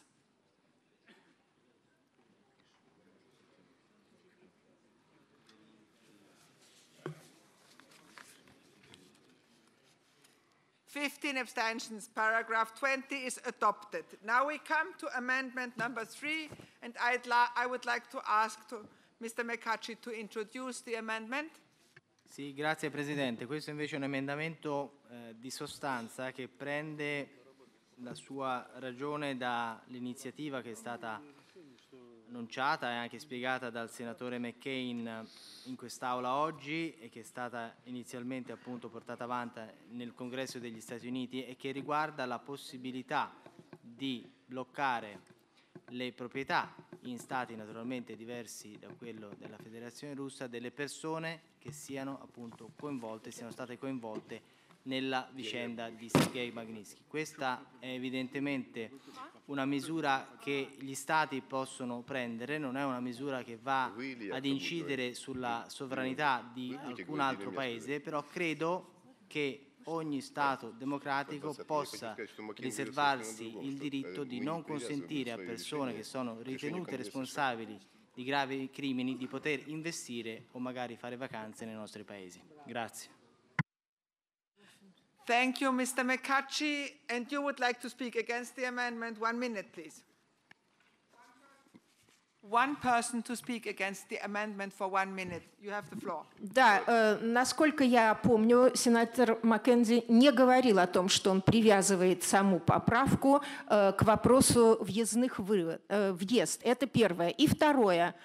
Сейчас, уважаемые коллеги, мы видим торжество советского менталитета. Когда нобелевского лауреата Солженицына изгоняли из Советского Союза, собирались собрания колхозников и рабочих и говорили: «Я книг его не читал, но его надо выгнать из Советского Союза». Никто не знает, по какому принципу эти лица оказались причастными, судебного решения нет, но мы принимаем это в качестве со слов абсолютно законно. Я не считаю, что это торжество правового государства. Thank you, Madam. What does Mr. Suarez think about amendment number 3? Bien en étant sensible aux arguments qui ont été invoqués par notre collègue de la délégation russe, j'accepte l'amendement qui est proposé par Mekachi. Mais il y a vraiment aussi ici une question qui est la question de la procédure judiciaire. Et ça se fait dans le présupposé qu'il y a la possibilité d'avoir un recours immédiat dans les tribunaux des pays où la sanction est appliquée. Et je tiens à voir, encore une fois, et je tiens à souligner que ce n'est pas dirigé contre des citoyens de la Russie. Je me rappelle évidemment des mesures qui ont été prises un peu partout dans le monde envers les criminels de la mafia du pays à côté, voisin d'où nous sommes, qui ont tué Falcone et Borsalino. Et il n'y a pas eu de drame patriotique en Italie quand les gens qui ont commis des crimes comme cela, notamment en Sicile où nous avons été, ont été punis hors d'Italie et hors de Sicile. Et c'est cette logique qu'il faut établir tout en étant conscient qu'il y a un danger et que notre collègue russe a en partie raison. Mais j'accepte l'amendement. Thank you very much, Mr. Suarez. We are now voting on amendment number 3. Who is in favor?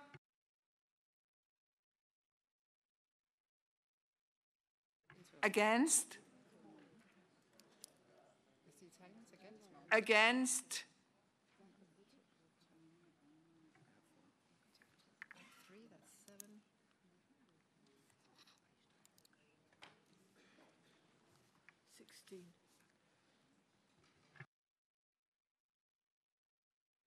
$24 against, abstentions?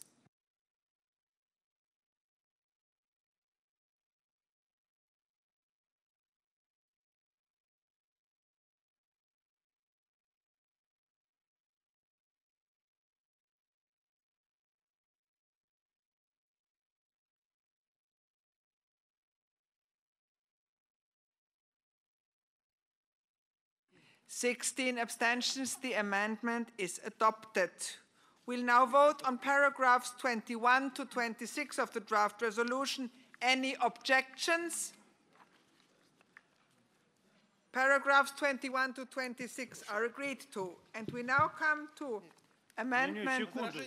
I'm sorry, Mr. Kovalyev. You have the floor for a point of order. No. Спасибо. Вы знаете, мне кажется, вот в пункте 21 особенно ярко это выражено. Парламентская ассамблея вводится в заблуждение, и здесь не объективно написано. В чем суть? Конституционный суд Российской Федерации своим определением запретил прекращать уголовное дело без согласия родственников. Таким образом, для того, чтобы прекратить дело и реабилитировать Сергея Магнитского, нужно согласие его родственников. Как только они это согласие дадут, в тот же день дело будет прекращено.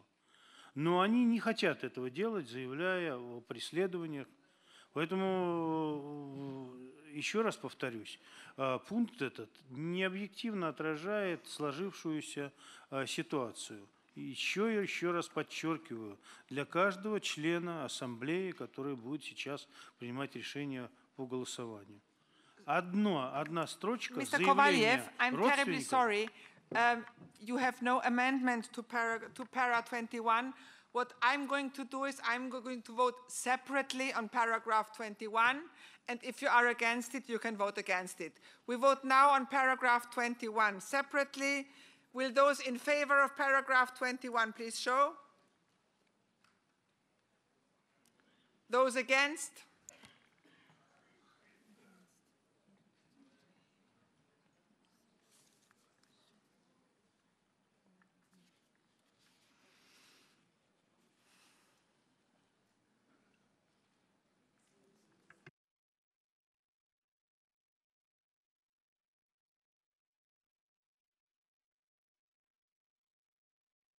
(24) against, abstentions?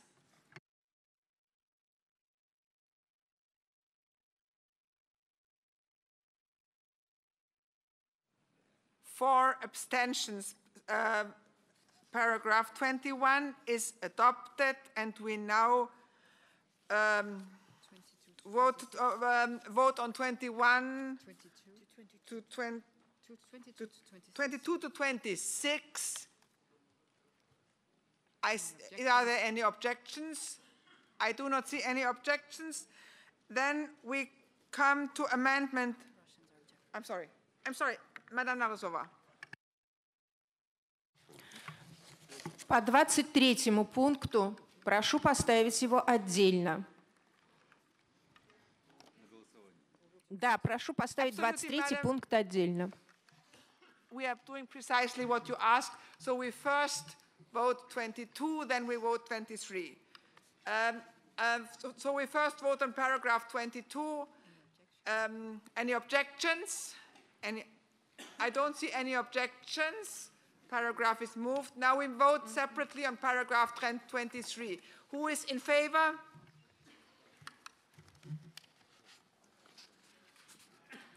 Against?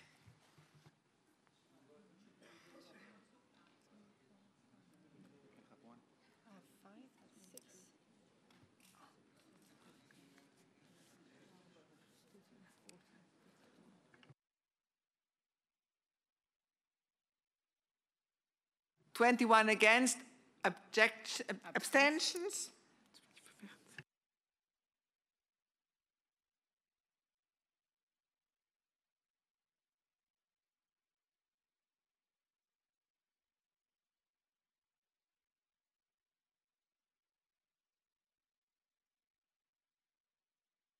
Nine abstentions. So paragraph 23 is adopted. Now it's paragraph 24 to 26. Any objections?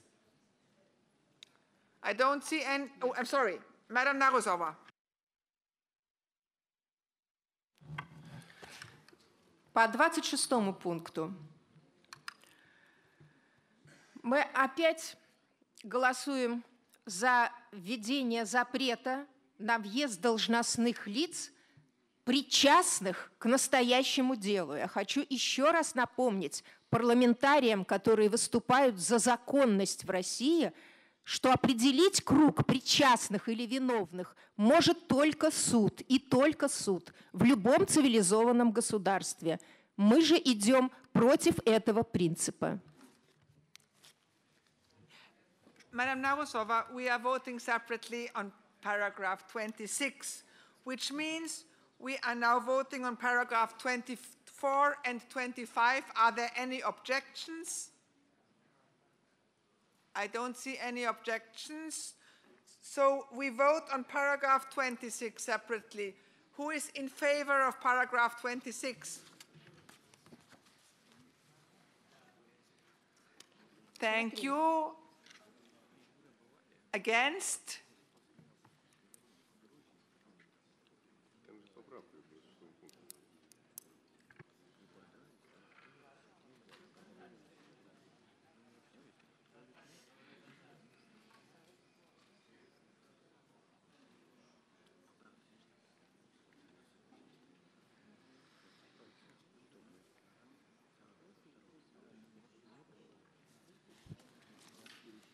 (29) against, abstentions?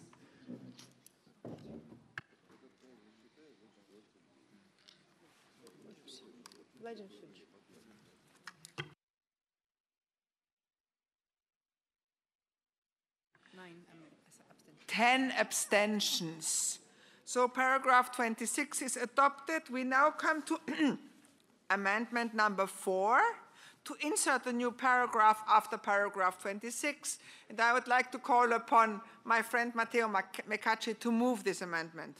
Grazie, cara Presidente. Questo paragrafo credo che risponda ad alcune delle osservazioni che sono state fatte nel corso degli ultimi interventi da parte della Federazione Russa, perché mira a stabilire una procedura di tipo garantista nei confronti delle persone che saranno oggetto delle misure che raccomandiamo, quindi il divieto di ottenimento dei visti e l'eventuale congelamento di beni che naturalmente riguardano paesi diversi rispetto alla Federazione Russa. Queste liste devono essere pubbliche, aperte per consultazione e anche a seconda dei sistemi giudiziari dei diversi paesi suscettibili di essere oggetto di ricorso da parte delle persone interessate. Thank you, Mr. Mecacci. Does anybody want to speak? Yes, please. Российская делегация поддерживает предложение нашего итальянского коллеги, но мы имеем свое мнение и предлагаем не включать это в резолюцию, данную, которую мы сейчас обсуждаем, которую представил господин Саареш, а сделать отдельное заявление или резолюцию от Парламентской ассамблеи ОБСЕ вот с такой трактовкой, как предложено в поправке 4. Thank you, sir. I would like to ask Mr. Suarez his opinion. Of course, I agree with the amendment proposed by our colleague Mecacci, and I think, as he said, that he should solve the problems, the juridical problems that were put by our colleagues from the Russian Federation, and especially by our colleague Ludmila. I think that means that there will be always time and opportunity to go to the court in each country that adopts this kind of resolution. And I think this is very important. And I wanted to underline another fact, and I hope that the President will not cut me the word, but personally, I'm against the idea of the visas. I think, and I have said it several times here, when I was in the past President of this Parliamentarian Assembly, that we should abolish visas inside the OSCE area, as far as Russian citizens are concerned, or as far as American or Portuguese or Italian are concerned. I'm sorry, but that's I can tell you story. that we have heard that we have to close in about 2 minutes' time. Close the visa. Make me a visa ban, and I accept. Thank you very much. We are now voting on the amendment. I'm sorry, dear colleague, but we just do not have time. Look at your watch. You will see that we have to finish our meeting. And I really want to vote, to finish voting over this. Okay. Who is in favor of amendment number 4? Against?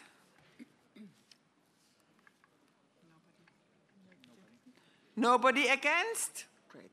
Abstentions? 1 abstention. Amendment number 4 is carried. We now vote on paragraph 27. Any objections? I don't see any objections. Paragraph 27 is... I'm sorry. I'm sorry. You cannot have a separate vote. Значит, мы... Cannot have a separate vote on a single paragraph. What? Хорошо, я очень коротко. 27-й пункт предлагаю изложить следующим образом. Российским властям, а также странам ОБСЕ сотрудничать с международными институтами. Дальше по тексту. Thank you, sir. Мы говорили о том, что мы сотрудничаем, готовы к сотрудничеству. We are putting paragraph 27 to the vote. Who is in favor of paragraph 27? Against?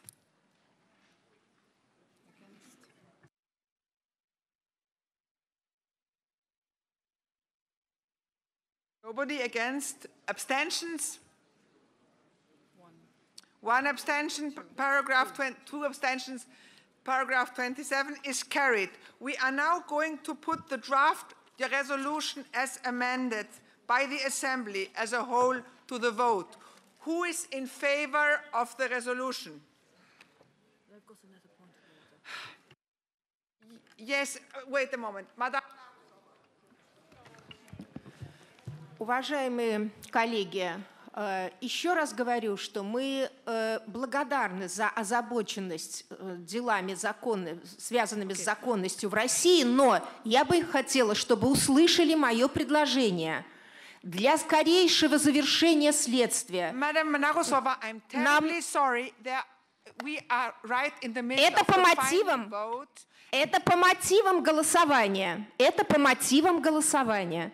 Поэтому я хотела бы еще раз сказать, что для скорейшего завершения следствия, если мы действительно хотим установить виновных в гибели Магнитского, нужно, чтобы инициатор этой резолюции, господин Браудер, ответил на вопросы следствия, чтобы способствовало установлению истины. Madam Narusova, we are in the final vote. We have amended the resolution. We have voted separately on all the paragraphs you wanted us to vote separately. We are in the final vote. I'm sorry, it's too late. We are conducting the final vote now. Who is in favor of this resolution? Against?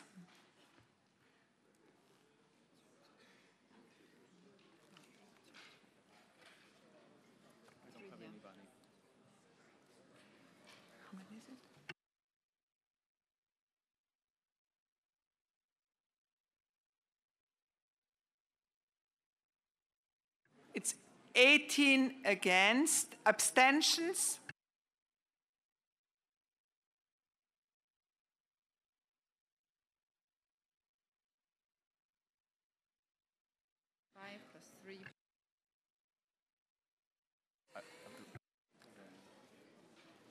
$11 abstentions. That means that the resolution as amended is adopted by our Assembly.